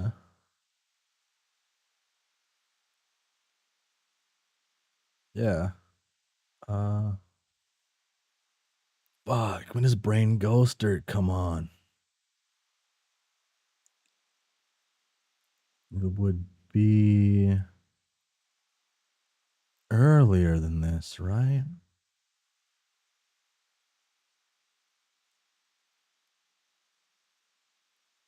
Not there. Is it there? No, it wasn't there. It was past there. Wow.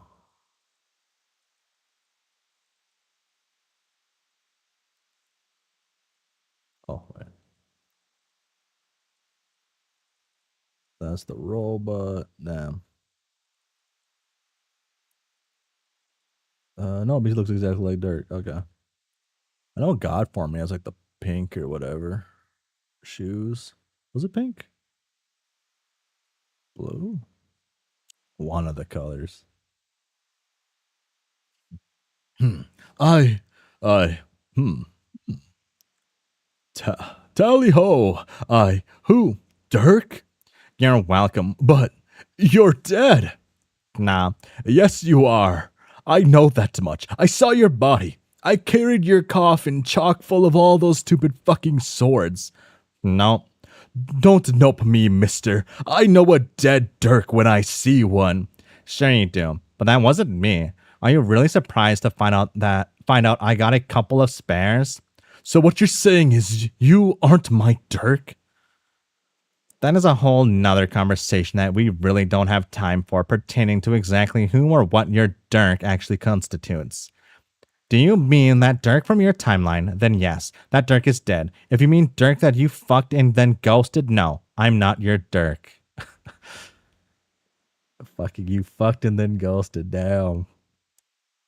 Damn. If you mean the Dirk that you felt closest to, that you really knew. I thought you said we didn't have time for this conversation. I just want to know how you can be here and also in the ground. You let a guy spend a couple decades as a dominatrix's trophy husband and he forgets all about his old friends. Fucking rough. What about the good times, Jake?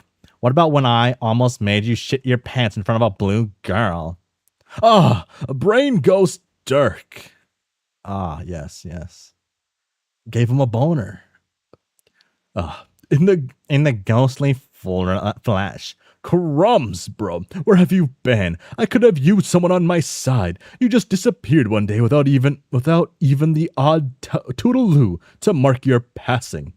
That isn't strictly true. I did disappear, but it was in a catastrophic blaze of hope-drenched pathos. I even threw out a couple one-liners, but she wouldn't remember that. Because it was a different Dirk? Interesting how this brain Dirk guy works. Ghost Dirk. Brain goes Dirk. Now, a different Jake. Until recently, there's been a shortage of ambient narrative relevance for Dirk, since one particular motherfucker has been sucking it all up like a thirsty little twink at his first interspecies rave. Twinks! Twink! Christ, this is confusing. It appears that no matter what timeline we're inhibiting, I can count on you to be absolutely impenetrable. Don't worry about it right now. It's not important. I'm here, and that's what matters. I suppose I'll just have to trust you. There's only one because of heart powers. I don't know if I don't know if that makes sense for heart powers. I still don't know if that makes sense for heart. I guess I don't know how Homestuck. They do whatever the fuck they want, but that's just weird. Like I'd say it's more because of hope powers. Hope powers be fucking weird. I guess. Is in like the only ways this guy's connected to like other Dirk is through either like this or just because he's Dirk from his brain and he's in the same story. And that's it. That's it. That's all they got. Oh, Yeah, good luck with that. Oh, wow. Oh, my. Oh.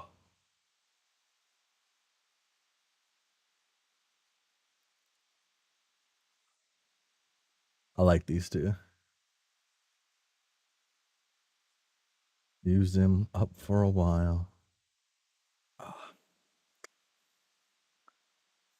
I think it's more like, I don't know. Like the way they describe it, right? It's as if like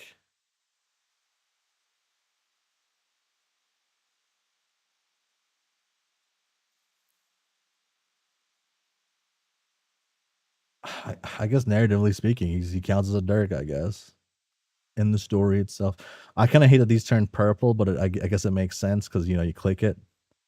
But I kind of hate that. The purple hurts. I like seeing the blue. The purple hurts me. Ah.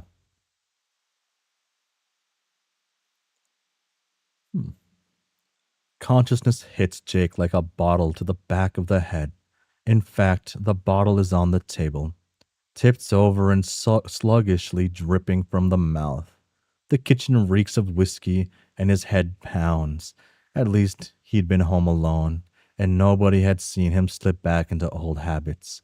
Strange days, Jake thinks to himself, and strange dreams. That was a real humdinger of a nightmare.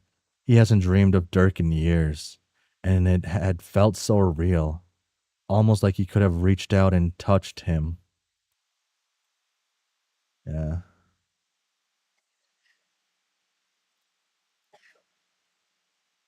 Oh. Oh.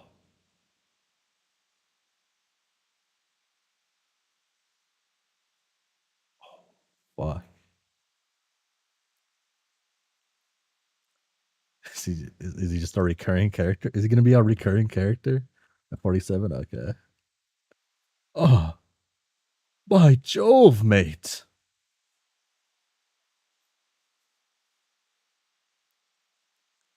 Stop. What in the flibbergating fuck? That's not a word. Dirk. Stop. Am I still dreaming? I have to tell you, my dream hangovers are not usually nearly this bad. I wasn't going to say anything, but holy shit, dude. You've really let yourself go. Not to say the sloppy drunk look isn't working for me, because it absolutely is, but come on, man. Yeah, I mean it's a good look. It's a good look on Jake. Jake's making it work hella well. Oh. Come on, man. You pass out in the puddle of your own drool, and what the fuck is that on your face? My face. What do you mean, my face? The mustache, Jake. Whose idea was that? Oh, you don't like it. I didn't say that. Point is, you're a fucking wreck, and no amount of well-maintained facial hair is going to be enough to hide that. Not from me. Now see here, Buster. You don't know the situation. You haven't been here. We've had this conversation before, dingus. I'm you, and I'm me. But I only exist because of your powers, and the fact that I'm manifesting here in the new universe outside of a dream is evident in itself for just how absolutely boned you are. What are you doing? There's a war happening. All of your friends are out there fighting, and you're just here. What? Dusting? Taking care of the house that nobody actually uses? You've been a useless sack of shit for 2 decades. I'm here to kick your ass back into active duty. You've spent years feeling sorry for yourself, totally convinced you made the wrong choices and that it's all over. And it's easier that way, isn't it? If you're a lost cause, you don't have to try to be better. But you do want to be better. Remember all those dreams about adventure, life, love? Remember when Tavros was born and there were so many things in this world you wanted to show him? Beautiful things, Jake. But none of those things are going to come from sitting around playing house husband to your ecto son. Well, what do you propose I do if you're so gosh darned brainy? I'm a cracking good marksman and no slouch when it comes to fisticuffs. But what good am I in a war? I've got some panache, but I can hardly hold my own in the face of an army. And what side am I supposed to be fighting on? For Jane or against her? Against her, obviously. What the fuck, dude?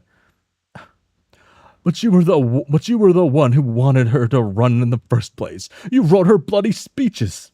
Yeah, I did, and every single one of them kicked ass. I wanted Jane to be the democratically elected president, not a cake slinging Jeff Bezos with a great rack.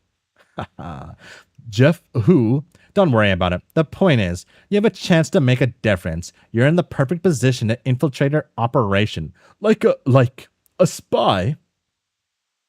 Don't try to tell me it doesn't appeal to you. Sexy little suit, slicked back hair, a bunch of weapons hidden in unlikely places. We're both liking this idea more and more. Well, I do look fetching in cummerbund. Wait, no, you tricked me with thoughts of spies and hijinks, and two bros against the world. I left Jady. There's no going back now. She isn't exactly the sort to live and let live, you know. That's horseshit, and we both know it. Jane would take you back in a second. She loves you. Pshaw. Not to be muddling brain ghost Turk, but Jane hasn't cared about me in a very long time, if she ever did at all. I thought she knew everything I do. That's right, Jake. You're from 2011. You don't know anything about Amazon, Jake. I feel there's more things about that than just that. There's a part of you that still helps. You can't help it. Yeah. Well, he should. If like Brain Ghost Turk's able to make the reference, he should know it. You never be able to help it. You're going to hope for a brighter future until you're in the ground. Better you than me, honestly. Sounds exhausting. You're going to do this, and we both know it. So why are we even still arguing? Oh, shit.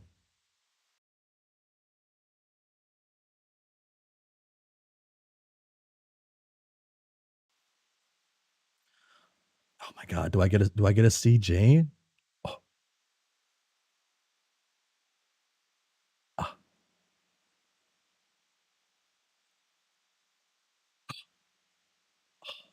There she is. There's the girl. Oh. I love her. I just wish she wasn't this kind of evil.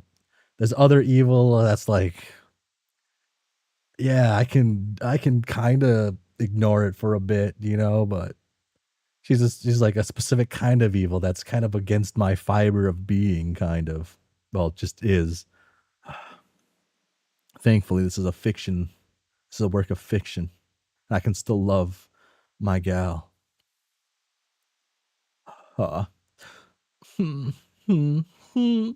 Boo-hoo-hoo, Jake. Something awful has happened. It has? You mean more awful than usual? The opposition has taken Tavros, Jake. They've finally shown their true colors. I knew it was only a matter of time before they attacked our family directly. Oh, the opposition has taken Tavros, Jake. They've finally shown their true colors. I knew it was only a matter of time before they attacked our family directly. Oh, ha ha! Well, the scamps. That's the right reaction when you hear that from your ex-wife about your son being essentially kidnapped, I guess. That's not what happened, but from these words, it's then that Jake realizes that Jane isn't mad because she'd never realized he was gone. It makes sense. There's been plenty of times when the two of them didn't cross paths for days at a time. The perils of living in a mansion, he supposes. She seems to have forgotten that she'd been cross with him the last time they met, because now that Gamzee is gone, there's no one left to talk to. She recovers from her crying jag with grace, straightening up and wiping her eyes. Miraculously, her mascara remains unstreaked. Even in moments of vulnerability, she is bulletproof. Yeah, just don't use a water-based mascara and you're good. Like, that's not even miraculous though. That's pretty normal. Oh shit. What can your hope powers do, Jake?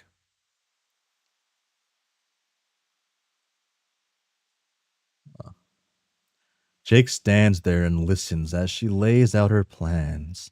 Plans of vengeance and violence. And he makes himself smile and he makes himself nod. Honestly, it's not unlike any other night he's spent with Janie lately. Right down to the pit of misery gnawing somewhere below his belly button. All of it is made worse by the occasional wry glint in her eye, or moment of self-deprecation in the slant of her mouth. It reminds him of the Jane he used to know, or the Jane he thought he used to know. Then there's the ghostly presence of his former beau and best bro. That's different. At first, Dirk stands at Jake's elbow, a one ghost support staff, before he appears to lose interest in Jane's rants and wanders off across the office, reading the spines of books and spending way too long staring at the startling phallic piece of installation arts and the province of which Jake doesn't know but could hazard a guess it were a cod piece. Then he settles on Jane's desk, propping his ghost butt there and sort of just, well, here's a picture of what he does. Damn. Damn. Okay, that's a bit of an exaggeration. It's more like this. Boom. Oh, shit. I guess that is a bit of an exaggeration, but whatever the case, it's distracting. And by the time Jane loses steam and dismisses Jake from her presence, he's thoroughly exhausted from attempting to pay attention to his supervillain wife while trying not to look at the crotch of a ghost man from his brain.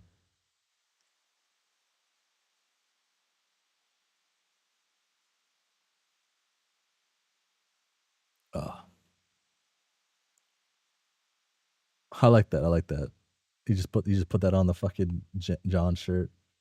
Oh, he was at the cinema. You lost half. You lost half the stream. How's it going? It's going well. It's going well. I am. I'm still. Um. Partially like have my thoughts and brain goes Dirk. So because he's just part of this guy, and then relative to I guess like the story, he counts as a Dirk in the story. I guess he can't have too much Dirk or something. But now we're in Beyond Canon. Everything looks like it is Dirk related. So maybe Dirks get more time to shine, including this Dirk. Uh,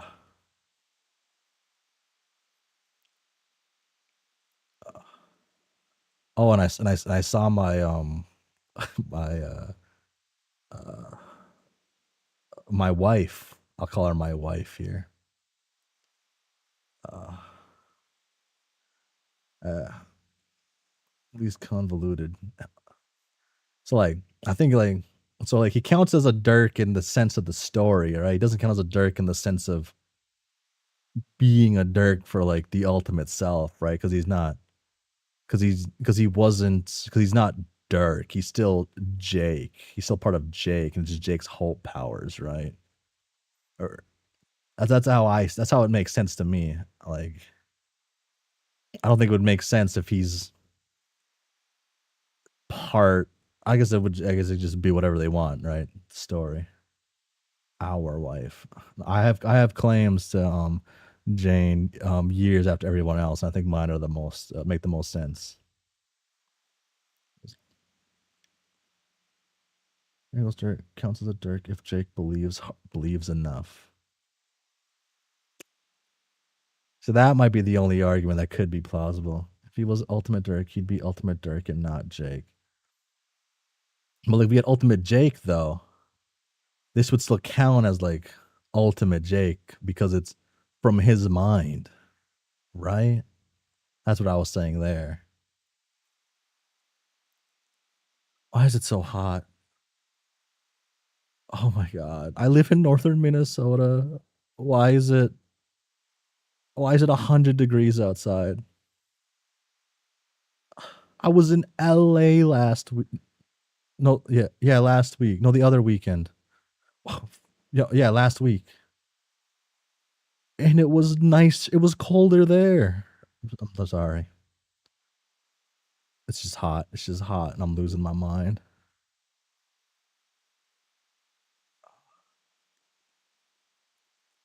I have a window air conditioner that's doing something, I think. Doesn't feel like it though. Tally ho, Dirk, I don't think I can do this. What do you mean? You just did. You kicked ass back there. I didn't do anything. I just stood there and felt bad about myself. All according to Kaikaku. It worked. Congratulations. Yo, been here. It's yeah, I've been there. Felt yeah. It's only I promised I would never come.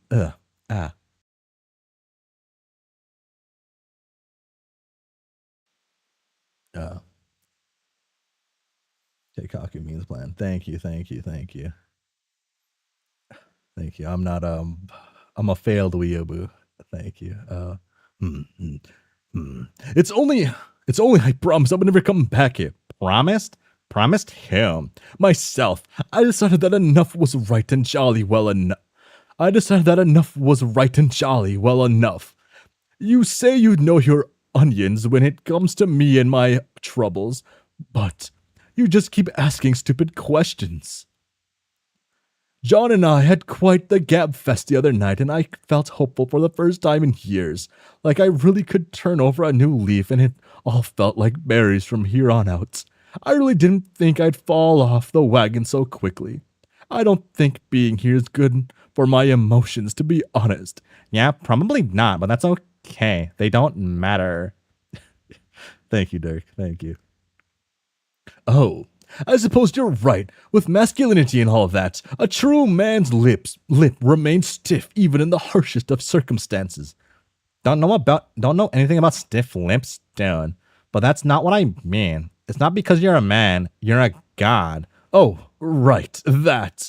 The word comes first, even at the expense of all your relationships and personal happiness. That's what being a hero means. I guess. I never really thought about it like that. Boom.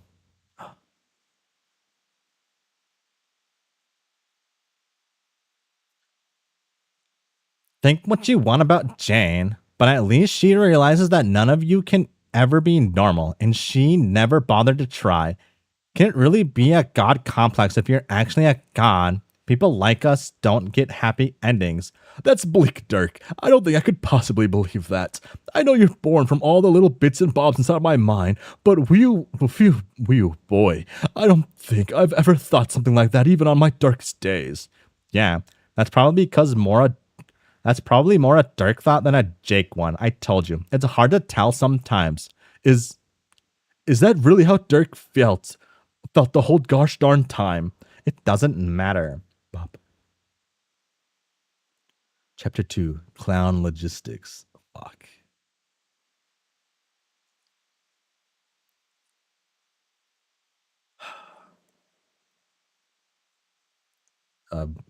Hmm.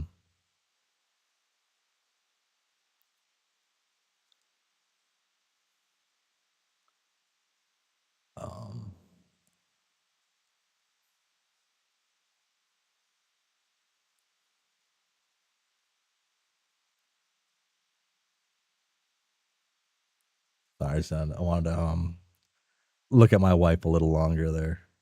And then this guy named Dirk.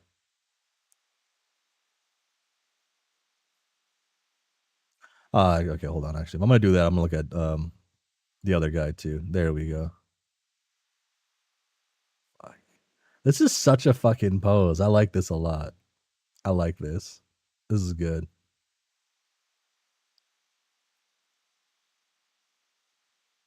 Whoever drew this one knew what they were doing. To an extent, they know what they're doing. Okay. Chapter 2, Clown Logistics. There's the Vriska and the fake Vriska now. And then there's the clown who just got done smashing this gal. They had like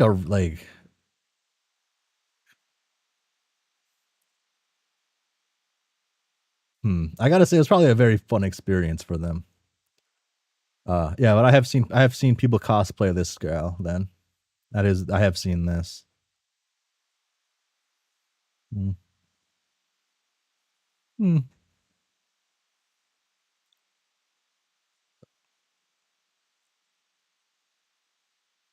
Mm. See, they're like, this isn't the Vriska I truly like. So I don't know. This is exactly what you'd expect her to look like. Goth Vriska. Uh,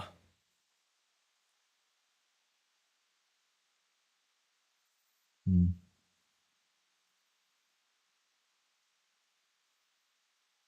okay. This guy's probably alive still somehow, though. No, I guess they'd say he was dead, but. Hmm. Minutes in the past, but not many. Vriska pockets John's phone before she can worry too much about waiting for a reply from Terezi. Wait, not John's phone, she thinks. Her phone. Yeah. If she's gonna hack it here on this piece of shit planet, she's gonna need every break she can catch. It's time to start. Uh, it's time to start staking some claims. In the spirit of that, she looks back at Vriska, still politely leaning against the clown's corpse, ignoring her. Vriska swallows, thankful not to have to verbalize her appreciation for the distance she was just granted. She never ducked the clown or turn away from the body. Gamzee dead? This comic sucks. That's kind of my thought process. Damn. Wish this were me, man. Fuck. Intense session that they had. Fuck. I guess she probably cleaned up her face, but uh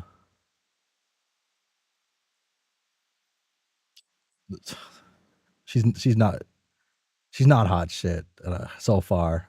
This isn't the right pose. This isn't the right second pose to have for a character. Uh that is every $1 medic sad. Therefore Beyond Canon is terrible.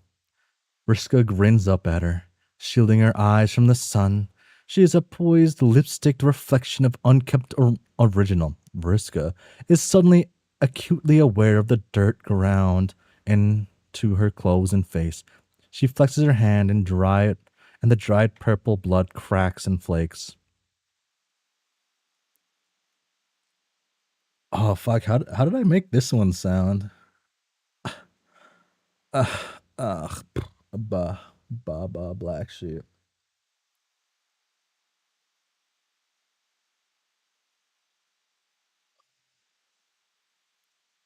Like, it's been long enough. I'm going back in time. Um,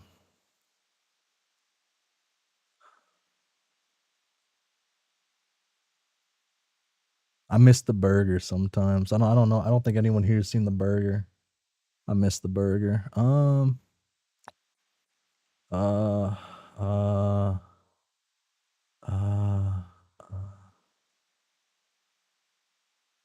uh, one of these two. She speaks.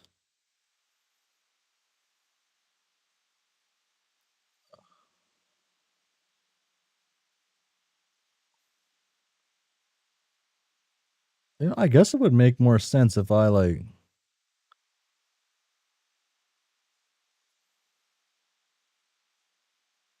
It'd probably be way easier if I just like opened up my like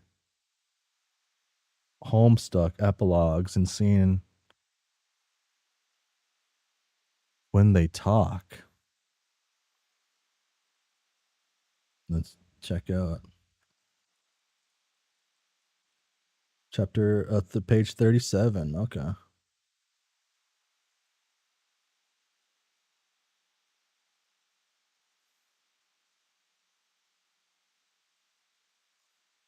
Did I say 37?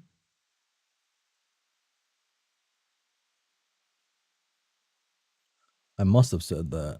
Yeah, page 37. Okay. So where did this one get at? That's 39. I had a typo here then. Right? No. That's epilogue 8. Okay, so we're in epilogue. So, oh, wait, 8. So it would be this one then. Okay. What happened in the last one?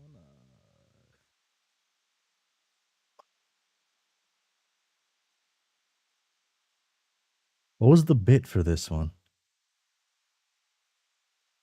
6, 7. Why did I? What day was this on? 3 months ago? April 1st. April 1st. This is on April 1st. Okay. That's why I have the model look like that. Okay. That makes sense.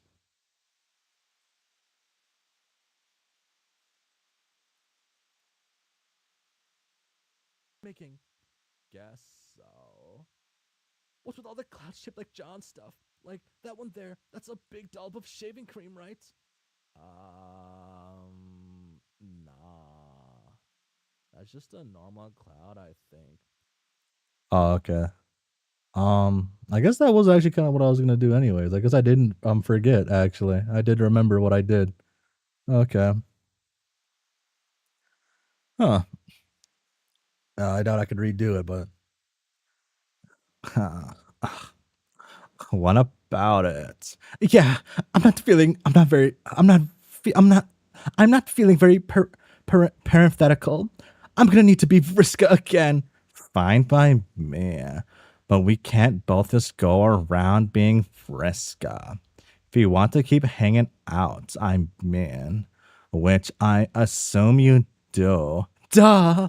That's the right call. So nickname me bitch and make it cute. Damn. Wait. That's good. That's a good line. So nickname me bitch and make it cute. Vriska considers her options. She needs something good, but not too good. What will her nickname be? This is important. This is important. Important line right here. Not too good. Not too good. Can't get outdone by the next generation like that from like non-real timeline, truly, non-real people.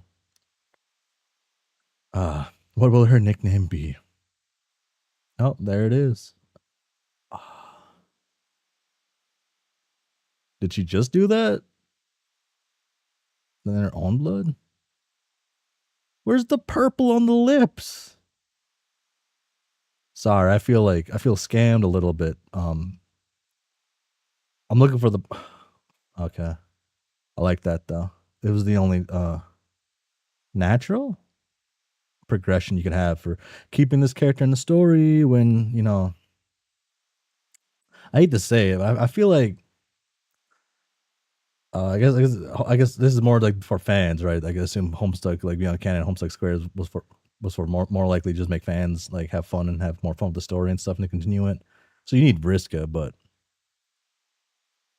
Vriska out of the picture makes the most sense. I think. Even from a Vriska lover to Vriska, I'm not a Vriska hater. It's just I think there's just some things about her character that would make more sense for her not to be there in the story. And because she's in the story, right? She's Vriska. So I assume she's going to do Vriska things. She's even reclaiming the name of Vriska. So she's going to probably do, I don't know, important things. Or she's somehow going to have like, or she's just going to copy the original Vriska we followed from the game over timeline. And she's going to go into some weird thing like that again. It's like, oh, whoop. Nothing changed. Just understand that the plot relevance of Risk is too powerful in a non-canon place. She just shouldn't just be in the story, man. I love her. I love seeing her at every page I get. I love her.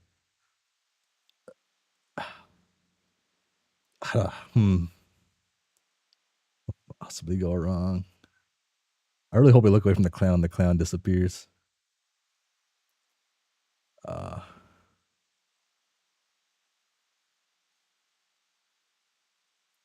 In her final act before shredding the parentheses like old skin, she extends her hand down to pull up her double. Nice to meet you, Vrissy. See, like this is the important line, right? Because I've heard Vrissy before, right? Seen Vrissy, right? I didn't think that was like a super good nickname. But this being here lets it slide for being okay enough. This makes it slide. Makes me okay with it. Especially since Vriska, I guess, is the one who makes the name.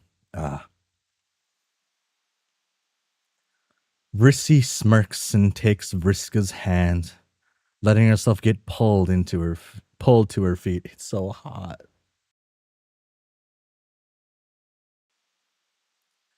I need a water bottle just to spray myself, I think. Like a spritz of water like all over me could feel so good right now.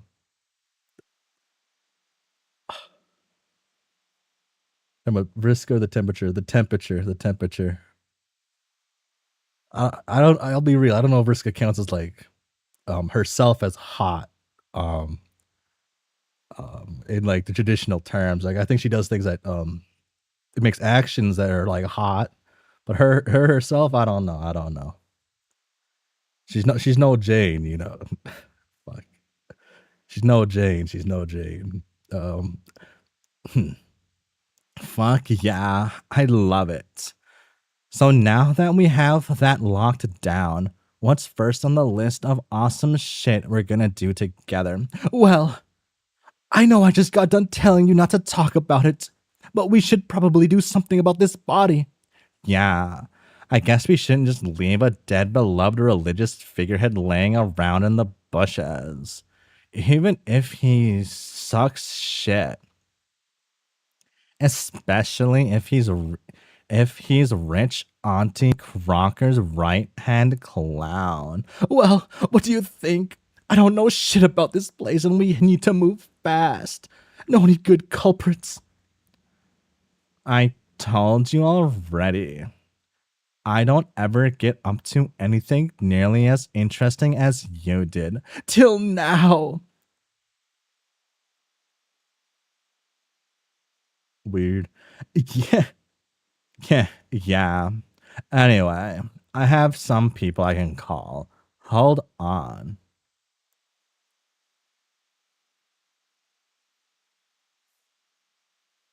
Yeah, I don't know about her. Hey, it's Vrissy. Who?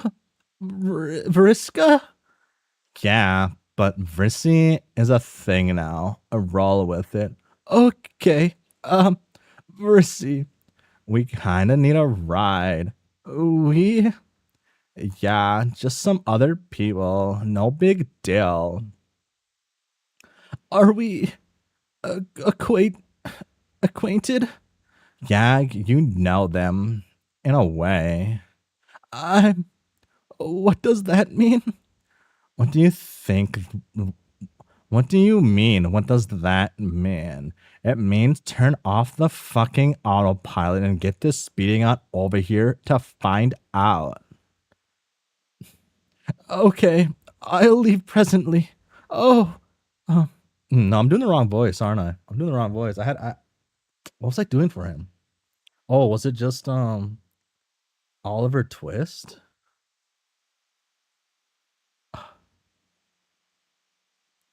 Can I have some more? How's Oliver Twist say it? Oliver Twist. Can I have some more, please? Please, I want some more. Am I gonna get copyright strike because of like if I play a partial clip? Maybe if I like shrink it, the visuals won't be there.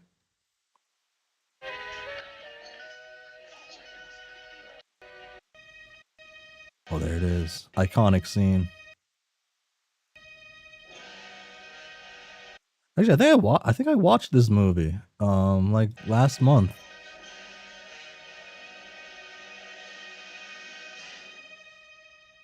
Please, sir, I want some more. Please, please, please, sir. I want some more. I can't do it. Sir, I want. No. Please, sir, Please, sir. I want some more. I want some more. Yeah, I can't do it. I'll do my best. Okay, I'll leave presently. Oh, where am I going? Oh, where am I going? Yeah, I'll send you the address. See you soon. Rissy puts the phone in her back pocket and settles her hand on her cocked hip. That was Tavros. He's on his way.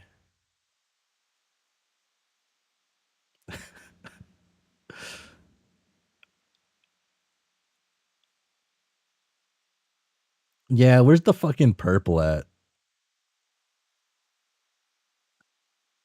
There's no purple on the lips, no purple anywhere but like the clothes. Come on. Did we not read the same text? Maybe I just forgot exactly what happened, but it had to have been more like grotesque. This can't just be it. There has to be more. Like low key, this is like nothing. Like high key, this is nothing. This is like there's nothing happened high key, man. High key, nothing happened. She bleached it. She's wearing all dark colors, man. Vriska flinches instinctively. She's still working on processing her most recent blast from the past. She's not prepared for another. Who? Who? Who? Oh, right. Yeah. Not the one you knew back in the day. This Tavros is Jane and Jake Crocker's kid. He's human. He's got a car and will do whatever I say. So he's the right person to call. Oh my god. I wish. Nah. Rissy ain't it. Maybe she'll become it, but I don't know. Hmm. Oh, okay. Wait. Unless he'll rat us out to his mom. Nah. He'll get too much of a kick out of seeing this dead piece of shit. Don't worry. They turned their backs, right? Oh damn, no, he's dead. Come on. Let's make him just disappear. He doesn't even have to come back ever.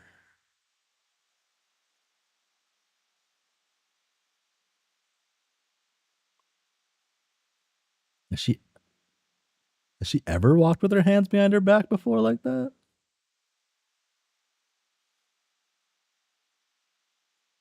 Vriska doesn't worry, but she does pace. She has only done a few laps around the perimeter by the time the hovercar glides up silently. Versi hates the ostentatious prickmobile, mostly because it's not her ostentatious prickmobile, but you do get what you pay for, and a rich kid's mom's attempt to buy his love may actually come in handy for something other than very quietly chauffeuring his friends around. Now that actual spy shit seems like it is about to go down. Remember when Celeborn met him? Yeah. Ostentatious prickmobile.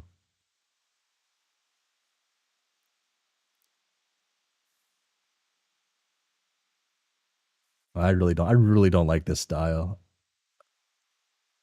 Oh, that's nice. That's nice and simple.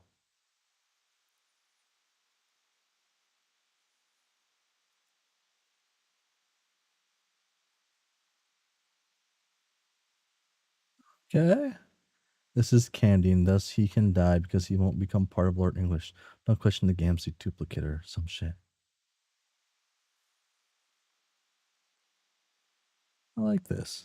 But oh, okay.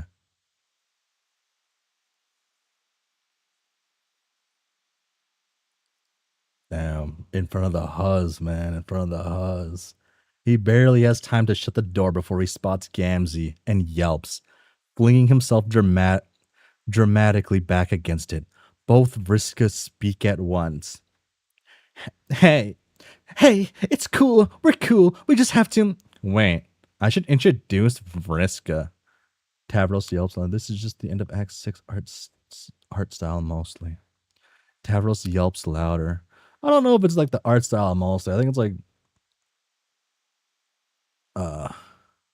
it's technically the art style, but I don't like her fit. But admittedly, I'm not a fan of this style. I'm not a fan of that style. That's one of my sins, I guess.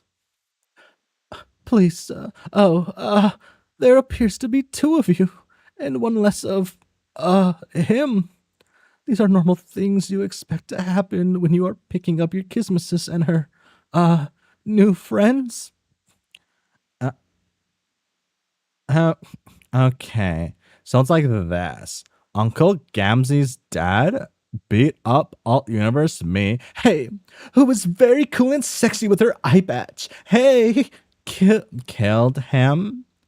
Oh, I got mixed up. Who is very cool and sexy with her eye patch. God, I gotta read the names again with these colors. No. And I don't even get the easy like parentheses to know. I have to read the name. I guess I could read the end of the name. Or however the youngsters call them. Hey, with her eye patch killed him, and we need your wheels to hide the body before your mom finds out and has all of us murdered. Tavros says nothing. His eyes flint from Vriska to Vriska to Gamzee, and then shuts. Everyone is still. Tavros' thin chest rises and falls. After a few beats, he propels himself off the car like a swimmer at the sound of a gun, his body plunging in a graceful arc towards his goal.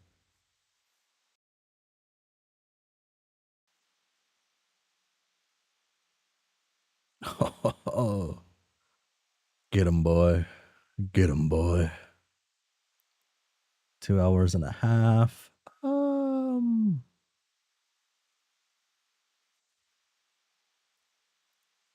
65.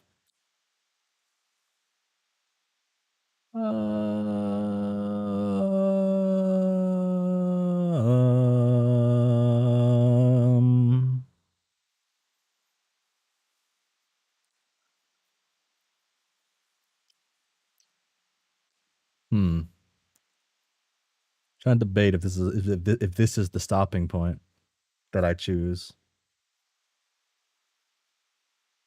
If I read 10 more pages, that's like pretty on par to normal.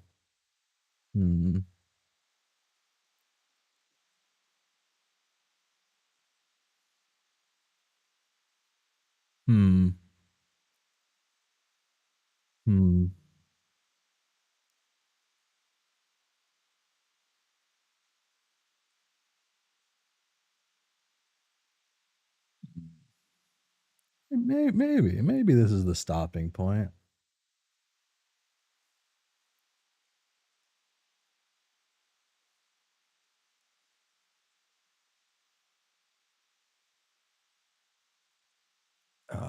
Yeah. But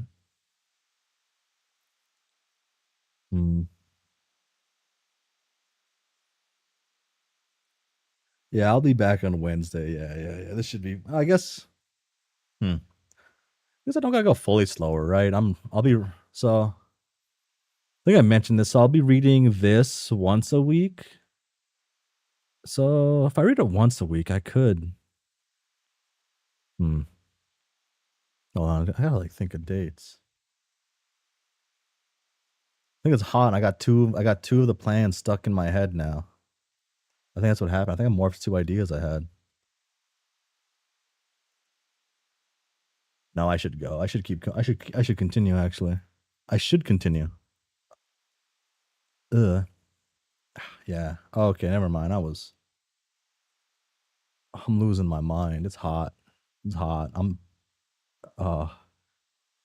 His fists don't do more than thunk a brief, ineffectual staccato against Gamzee's ribcage. But the sound that rips from him is like years of suppressed screams, all unleashed in one reverberating howl of anguish. It nearly smothers the one small noise made by Tavros' single kick to his dead step clown's head. Honk. Oh. Damn. Gamzee went out like a G, though.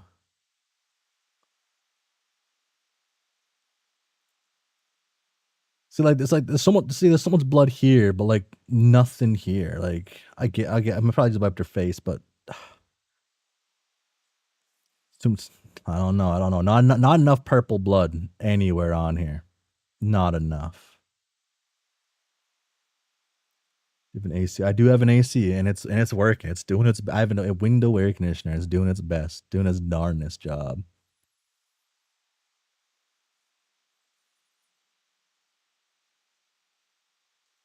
Brissy and Vriska don't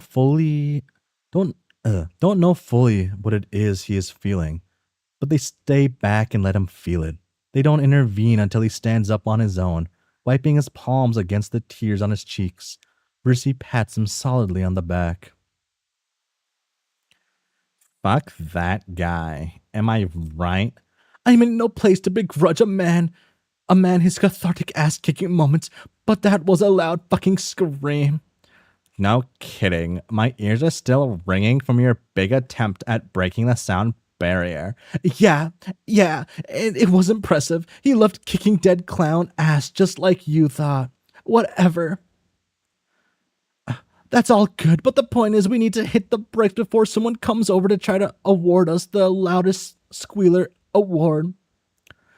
Yes, you're quite right. The both of you. So, the trunk? Vrissy and Vriska get under each arm, with Tavros piloting his legs.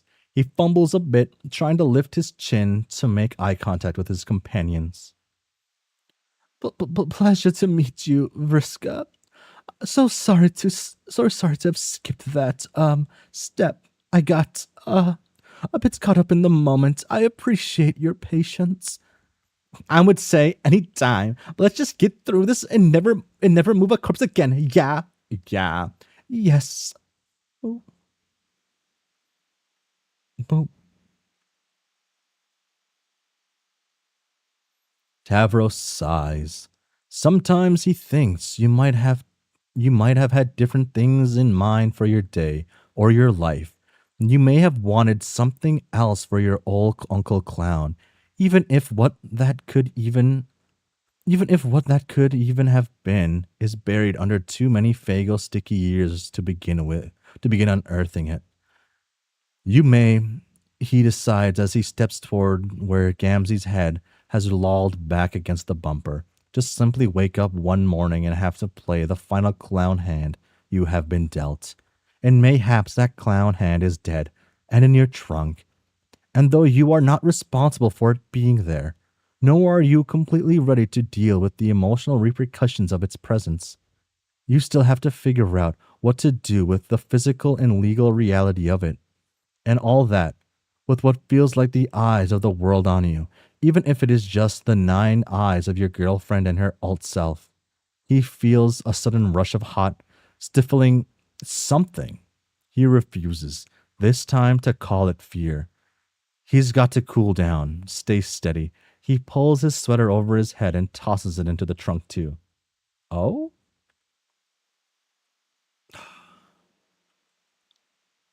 Damn, this is an aura loss. Oh, it's the cool kid.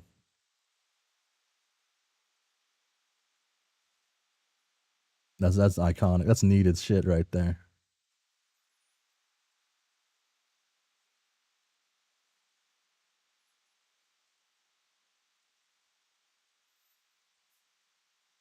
I like both their outfits. I like the difference. Okay.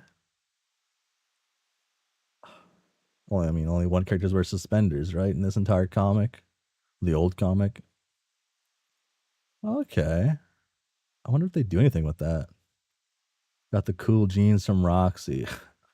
John has always been cool as shit. Like, this is an excuse to bring up yet the same page I bring up all the time from Act 1.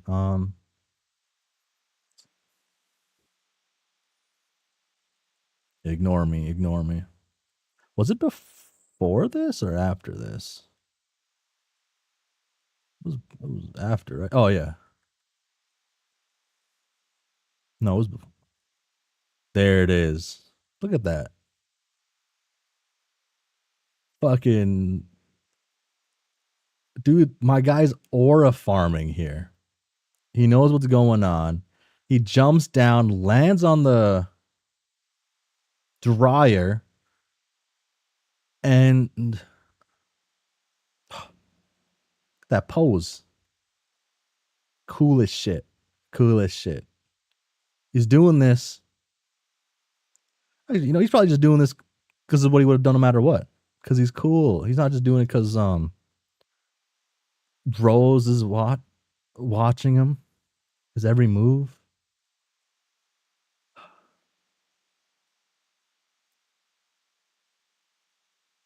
But John would never whistle in a hallway with his hands in his pocket.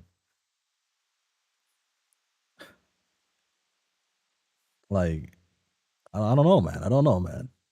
I feel like he seems exactly like the kind of guy to do that. I mean, look at the room. Look at the movies.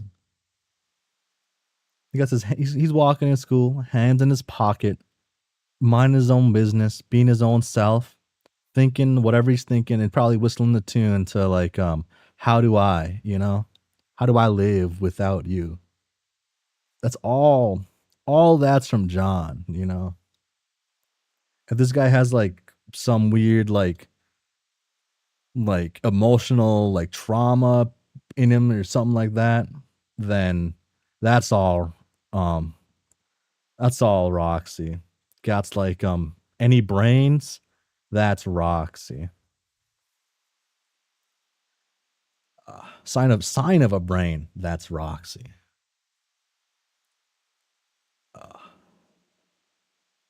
Okay. Not far away, another human kid is attending human school in the heart of the human kingdom. He is walking through the halls toward his final class of the day like he owns the place, which he does not. He answers his phone without checking to see who is calling. No, the emotional trauma comes from John not being there for like 6 years. That's less. That's what like happened to like That's like Roxy's life growing up too, man. Oh shit. Okay. Oh, okay. One of my lads sent me my original tier list, I guess. Oh, whoa, what? There we go. I had this guy up top. Oh, whoa, whoa. There we go.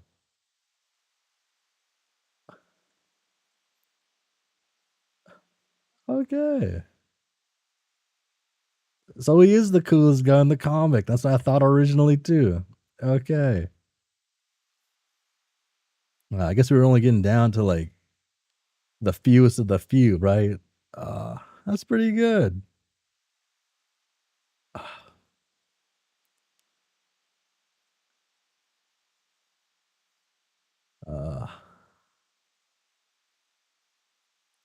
Cool fucking guy.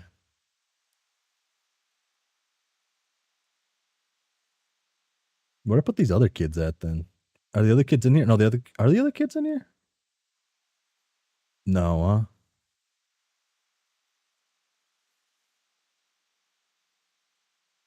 No, they were not included in this one. Okay.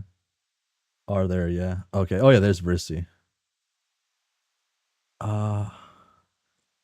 I would have put that guy like up here, I feel. Up here, or is it the bottom? Is he at the bottom? Oh, he's close to the bottom. Yeah.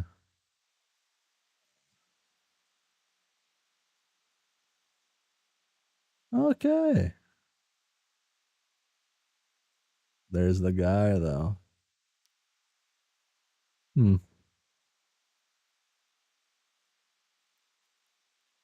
Based on this image, I still think this fits, though. The white pants add a lot to it. The full outfits change a lot, except for this guy. This guy's he's the coolest there is so far. Probably ever to come. Well, I mean, I see some of his dialogue in the epilogues. I don't know if he's like my favorite guy, but he exists. Who's calling? Oh, wow. Oh,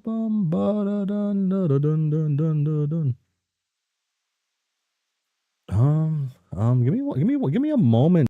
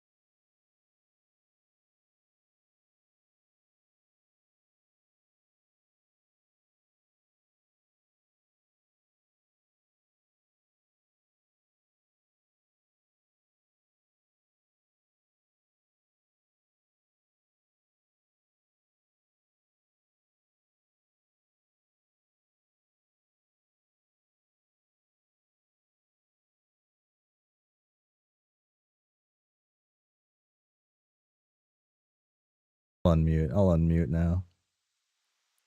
Okay. Yeah, I think audio should be fine now. Here you go, man. You can be Harry Anderson. Should I share screen like before or? Hold on, I can pull up the thing. Okay. All right, ready? Yeah, dude. Okay. Yo. Okay. Hey, babe. What's up? Just wanted to keep you posted on the extremely cool and exciting developments you're missing out on. Hit me. The OG Vriska is in town, and she and Tavros and I are driving around trying to find somewhere to stash Gamzee's corpse. Vriska killed him. Oh, and call me Rissy now. Fuck, Rissy. That sounds a lot cooler than pre-calc. Y'all know where you're gonna hide him? No. That's what we're trying to figure out. Got any ideas? Harry Anderson knows Rissy pretty well, and he knows a prank when he sees one. His dad told him like 600 times that he comes from a long line of Japers, which he believes even though the biological relatives he knows from his father's side aren't exactly comedians. There is no possible way that this stuff Rissy is saying isn't horseshit, but he is not about to crack. She is elevating her game here, and he is not about to be left behind. You know it, girl. I have like 3 I'm cooking up right now. Just tell Tavros to bring y'all by the school, and I'll have it all worked out by the time you get here. Fuck yeah. I thought it might take more convincing to get you on board. I'm glad to see you finally getting into this revolutionary spirit. 8? Yeah. Anything for you, Briss. Damn. Damn, I like Harry Anderson a little too much right now. I can't tell if it's because I'm dying of like maybe like heat exhaustion or something. He's connecting to me though. I'm liking him. He's bringing me in. Admittedly, the 3 teeth like this and being an idiot is enough to bring me in. It's that Egbert charm. That Egbert charm, yes. We're here. What now? Oh shit.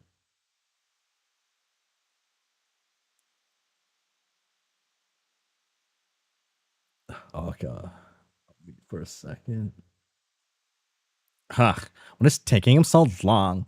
I find him slow to respond. Typically. Yeah, not me. Why are we even waiting for him? We can just meet him inside. You said this was a school hive, yeah? We can just dump it in the incinerator. That's probably what his plan was to begin with. Oh wait, fuck. I read sorry. I gotta restart now. I gotta like lock in. Okay. Yeah. Not to me. Why are we even waiting for him? We can just beat him inside. You said this was a school hive, yeah? We can just dump him in the incinerator. That's probably what his plan to begin with. The what? The incinerator, like for bodies at school? Yes? It is somewhat pleasant to be reminded in my darker moments that the grass is not really ever greener on Alternia. Oh, for thank fuck, he's texting me back. Sorry, babe. I'm still in class. Bring her around to the back door by the gym. I'll meet you there when I can. Don't get caught. When you can. That's it? Oh my god. Oh my god, this guy. I should have known he was fucking with us. God, he is such a stupid bastard. Oh, wait, isn't he your mate, Sprit? I thought this sickly motherfucker over here was your kismisses. Oh my god, please stop talking like my mom right now. I can't fucking think straight. Okay, you're right. Who cares about these guys? Let's just get this clown into school. This place is dangerous. You're right, but not incinerator dangerous. It's human kingdom dangerous. Meaning dangerous for 2 living trolls lugging around a dead one. Tavros will be fine. He has Crocker immunity. But us. Also, I don't think Harry Anderson has a real plan. Who cares? I've got this under control. Anyway, I thought you wanted to do cool adventurous shit like me. Here's your chance. Low fucking blow. It's not a blow, it's an offer. Come on, Tavros, let's do this thing. She'll come if she wants. Tavros, don't listen to her. Oh, fuck, Tavros, listen to her. Oh, damn. Righto. Damn.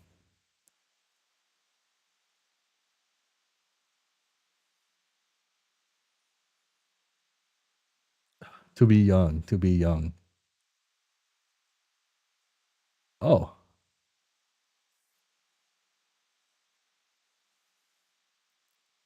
Okay. The 2 of them struggled to manage the body between them. It was a lot easier with 3. Versi watches from the passenger seat until it slides from their grip with 10 feet left to the fabled back door. The back parking lot is empty for now, but she knows it won't stay that way. This is not going to end well. She can feel it. She can't tell if Tavros left because he was weak enough to be swayed by Vriska, or if it's because he's getting ballsy enough to enjoy telling Vrissy no. It pisses her off either way, and she can't lose that. Can't lose him and Vriska. Her being around is something so new she doesn't know what to think about it yet. But if they die, she won't get a chance to figure it out. She sighs, pockets the keys, and opens the door.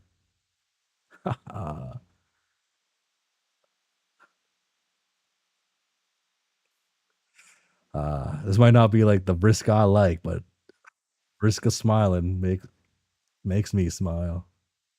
Oh, fuck, my boy's scared as shit. Welcome back, babe. I can't stand watching you two fuck up this fucking bat. Fuck this up. I can't stand watching you two fuck up this fucking bad. Yes, please help us fuck up less.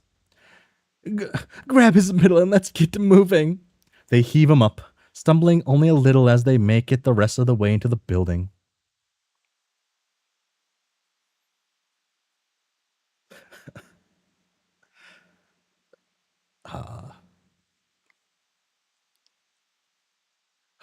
There's I like Vriska. I like Vriska. I don't know. There's something missing in the smile here. I feel the determination. I feel it. I see it. It's right there in my face. There's like micro things that are like wrong that make it not feel what I want. How I should. I don't know what it is. Is it the way the lips are angled? Is it too smooth? Is that why?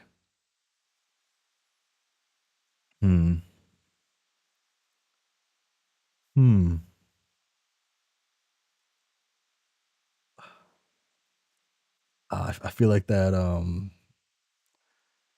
man, what's that? I see this clip from this show. It always pops up on, as not always, but it pops up in my like YouTube shorts or YouTube shorts, and it's like of these detectives. I think they're like private detectives or something. Maybe they work for some weird FBI or something, but I don't know.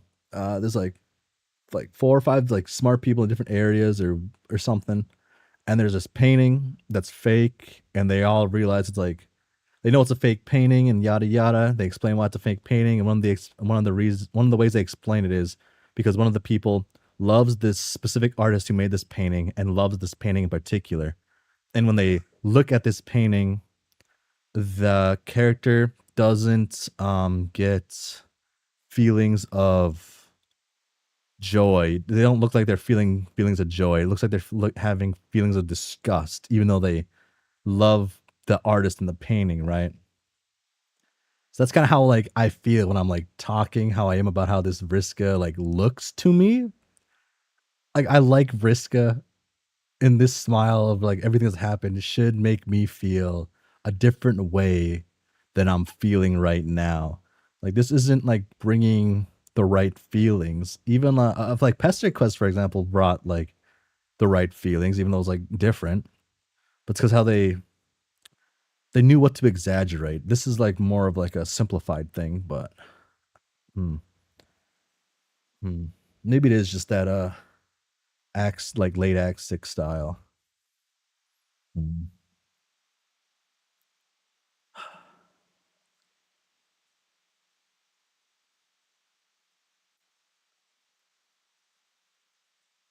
Do I?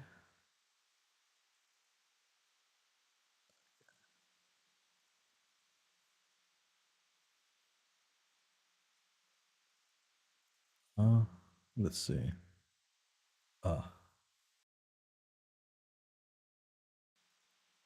Early Vriska. See. Oh well. Like there's missing. Something's missing. Maybe it's just the build-up's wrong. Maybe that's why.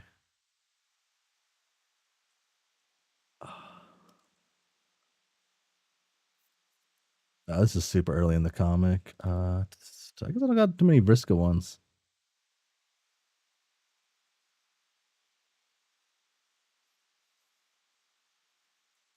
And yeah.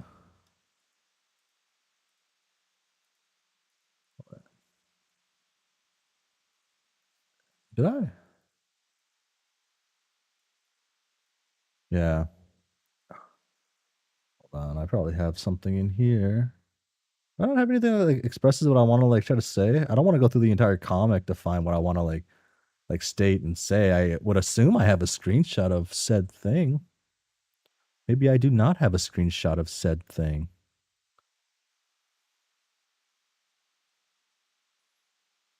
Huh.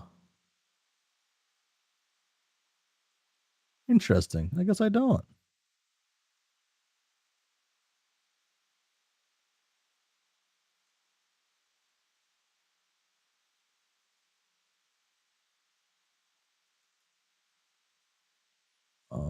This is irrelevant, but I like this picture. I like this game, this study game where you just use a Pomodoro timer and just study.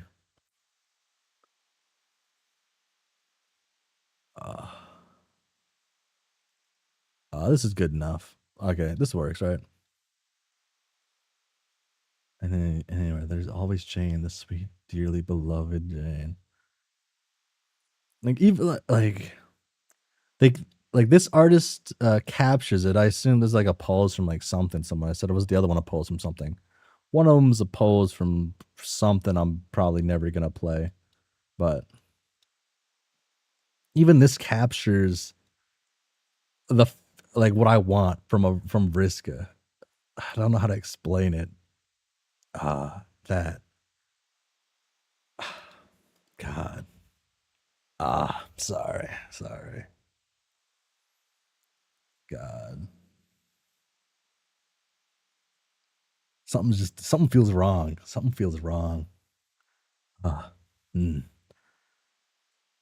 The halls are empty and heavy with anticipatory silence. There's only about an hour left in the school day, and the bored, restless energy shivers through the quiet and the indiscernible whispers from behind closed classroom doors. None of them know where they are going, but Vriska is leading the way, hunched and purposeful, Gamzee's head against her shoulder, an arm around each horn like a yoke.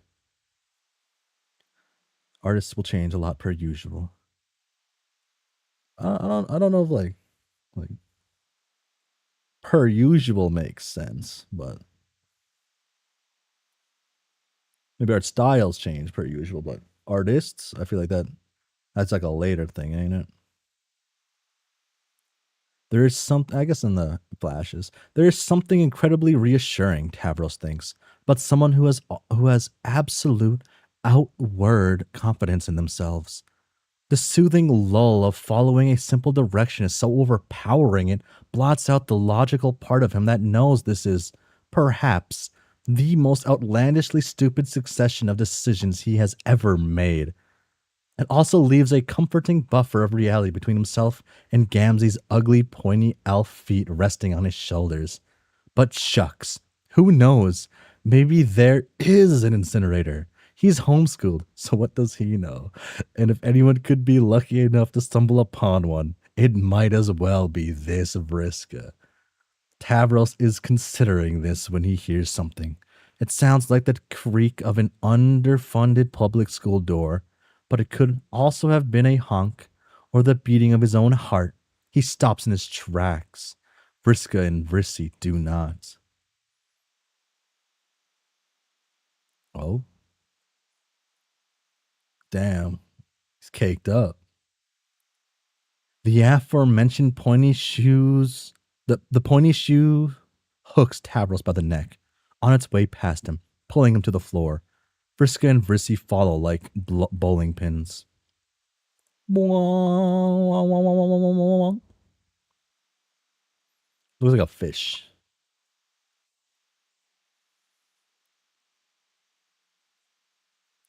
Shit! Please, sir. I'm ever so sorry. The shoe... Shush. Bartholomew, quit yelling. You fucking amateurs. They're gonna hear us if we don't get moving now. Okay, I'm shushing. Let's lift him up real high this time. Yes. That sounds, safer. Okay, on my count, we're all picking him up. 1, 2, please don't count all the way to 8. Tavros, what the fuck, man? We're in a hurry. What are you doing? It's just I think threes would be more efficient. But you just no, he's right. I was going to count to 8, which would have taken quite a bit longer. Yeah, about as much time as this dumb shit conversation, so now. Ah, that's good. Boom. Exit.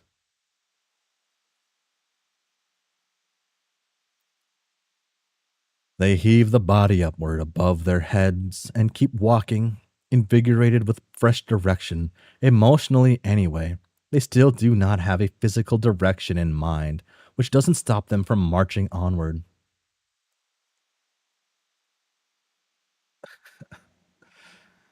Shh, shh, shh. Carry on, carry on. Look out for exit signs. How has no one come out into the halls yet? The reflection of high school I saw in cinema has, direly misrepresented the amount of shenanigans that transpire in the hallways. This is shenanigans. Fair point. Where are we going anyway? Oh, no. I thought you knew. Keep looking for Harry Anderson. He's in the shit with us now, whether he likes it or not. And he's a smart little guy, too, because I don't know. Oh, the rump. No. What now? It's stuck. Pull, you bastards. I'm pulling. I hear movement. Pull faster. The body was already heavy and slippery enough, with the added fire safety deluge bearing down on them from every sprinkler in the hall. They have no chance.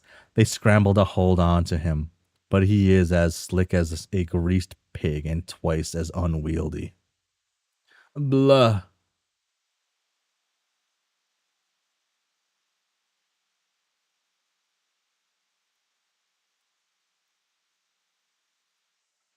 Something's wrong with this.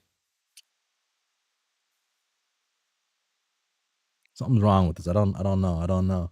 The human students, trained to respond to a fire drill with speed and enthusiasm for missed class time, are out in the hall in a matter of seconds.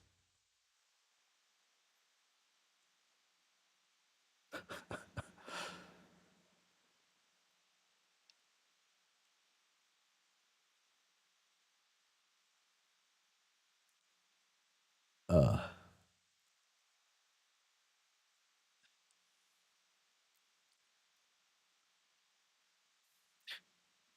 hmm.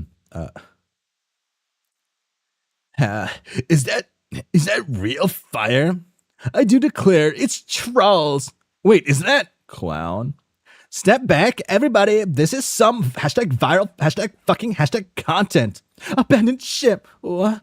Ditch it, Tavros. We gotta move. Boom. Shit. Wait. Okay. I thought I misread.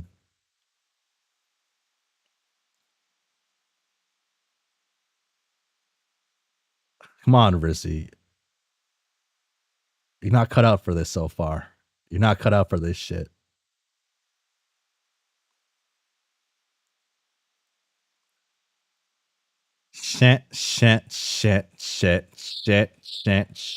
Shit. Oh. Says it a lot. A lot. We are fortunate this hall was empty. Please, we were fortunate this hall was empty. This is incredible. We're fucking killing it. I would not call this piping hot turd of a situation killing it in any way. They have already evacuated. That's it. No skill of ours involved. Well, who made that alarm go off in the first place? Us. I thought this planet was gonna be a snooze fest desert devoid of both agency and fun, but I'm honestly having a great time. We just wait until they all go home and sneak out. We're nowhere near be yet. If those assholes have a lot of followers, we might as well be.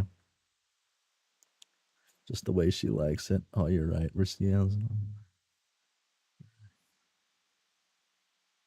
No.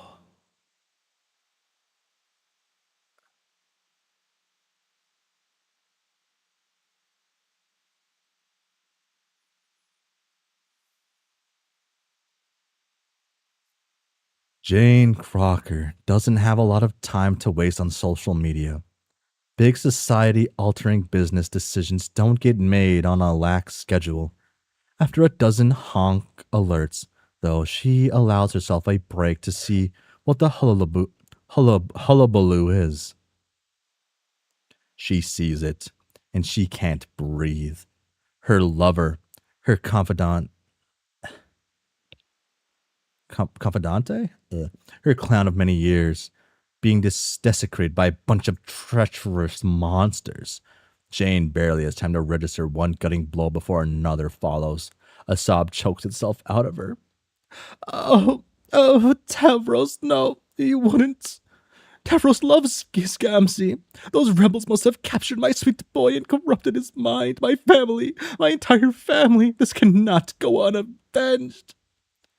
God, they didn't need to draw Jane like that. They could have drawn her better. Oh, there we go.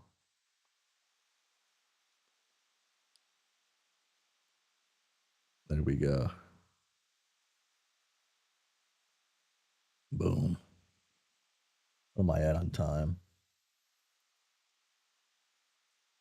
Actually, page count kind of matters more. 10 weeks. 10 weeks ain't bad. I guess it'd be 9 weeks. Yeah, that's not bad at all, actually. I'd be caught up that much, actually. That's not bad timing.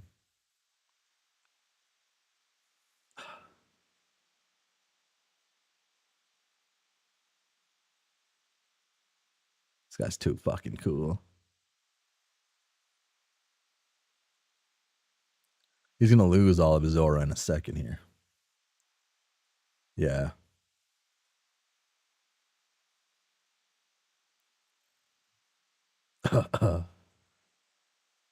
Oh, fuck. Thank you. Okay, I guess this is the time to stop then. Okay. Yeah, probably. It's like 100 pages down. Yeah, a little under. And I think I read on Wednesdays will be that, and just once a week I think's the play. I think that's the real play here.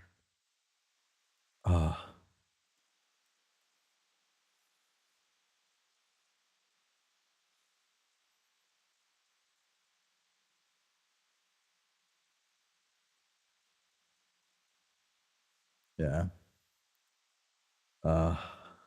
Okay. That was 95 pages. Okay. Yeah. I'm getting used to like how characters are drawn still. Some characters I like a lot how they're drawn. Like with how they currently look. Some I just don't know. I'm not feeling it. I'm not feeling some of them.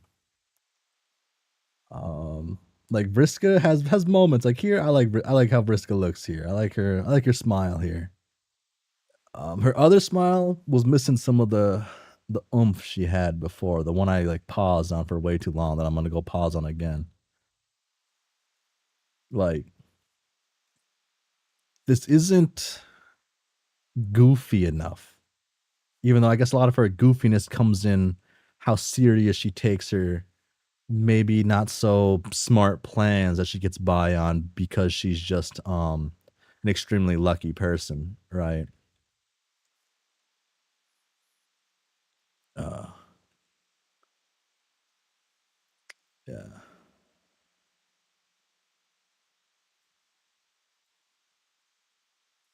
I guess this makes more sense to do.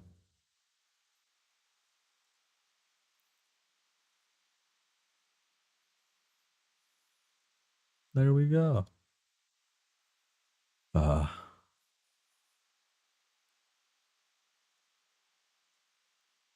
Look at those wacky fellas. Okay. Now, the real question is, do I go one page over to get an image for a thumbnail and just to kind of get a sneak peek for Wednesday? Or do I not? That's the real question. Okay.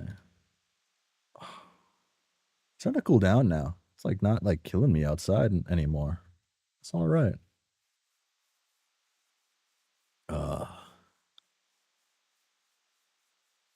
Fuck, Harry Anderson, you fucking ruined it all, dude. Oh. How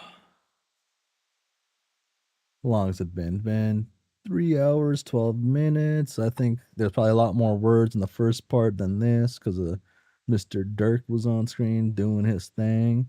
Maybe we probably go back to Dirk eventually here and there. Oh, there's a recap button. Huh. So I guess it's a recap then. Okay. Oh, I am. Give it time. The story's just begun. Yeah. Bop. Do that.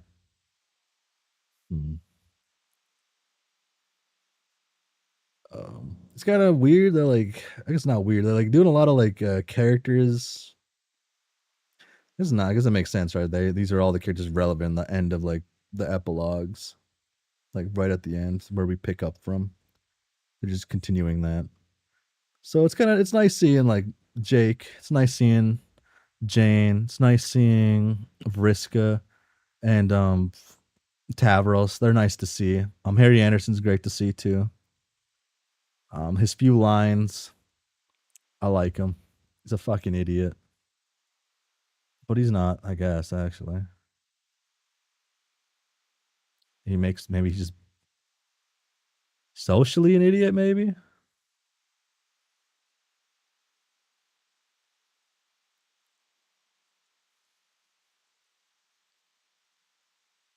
Okay.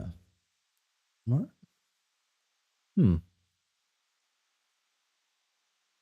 Okay. I guess I'll be back with Homestuck on Wednesday. I think that's be the next day I'll be back. And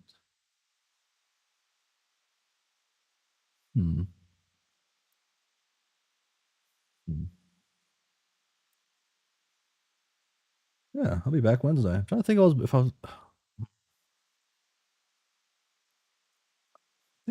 probably going back to no, I should probably do something Tuesday. Valitro had my interest. But Homestuck readings will be on Wednesday as I catch up. I'm not too sure how long they'll all be. Each day is going to be. I'm not sure how far I'm going to get into it. Like each day, if I read for 2 to 3 hours like I was before, should take, I don't know, 3 months, maybe a little under 3 months. But if I do speed up a bit, it'll be a little faster than that.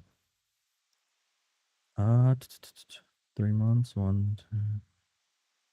So, who knows? Maybe I'll catch up fully in a year of reading Homestuck, actually. That kind of lines up, does it? When did I first read Homestuck? September, right? Because it was the same month the epilogues came. Not the epilogue. Was it when the animation was announced? Maybe it was a month before. 11 months ago. 10 months ago. I can't see the exact date on here. Maybe if I go to this, I can see the exact date. 3 months worth of updates. Can I see the exact date? I would like to see the exact date of the published date of this live stream.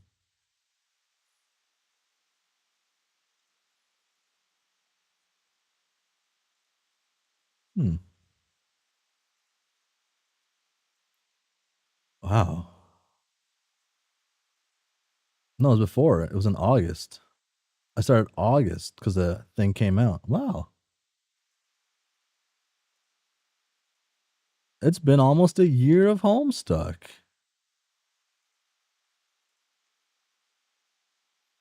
Huh. August 10th. Damn, this year's flowing by. But damn. Okay, but I think I have to call it here. I will.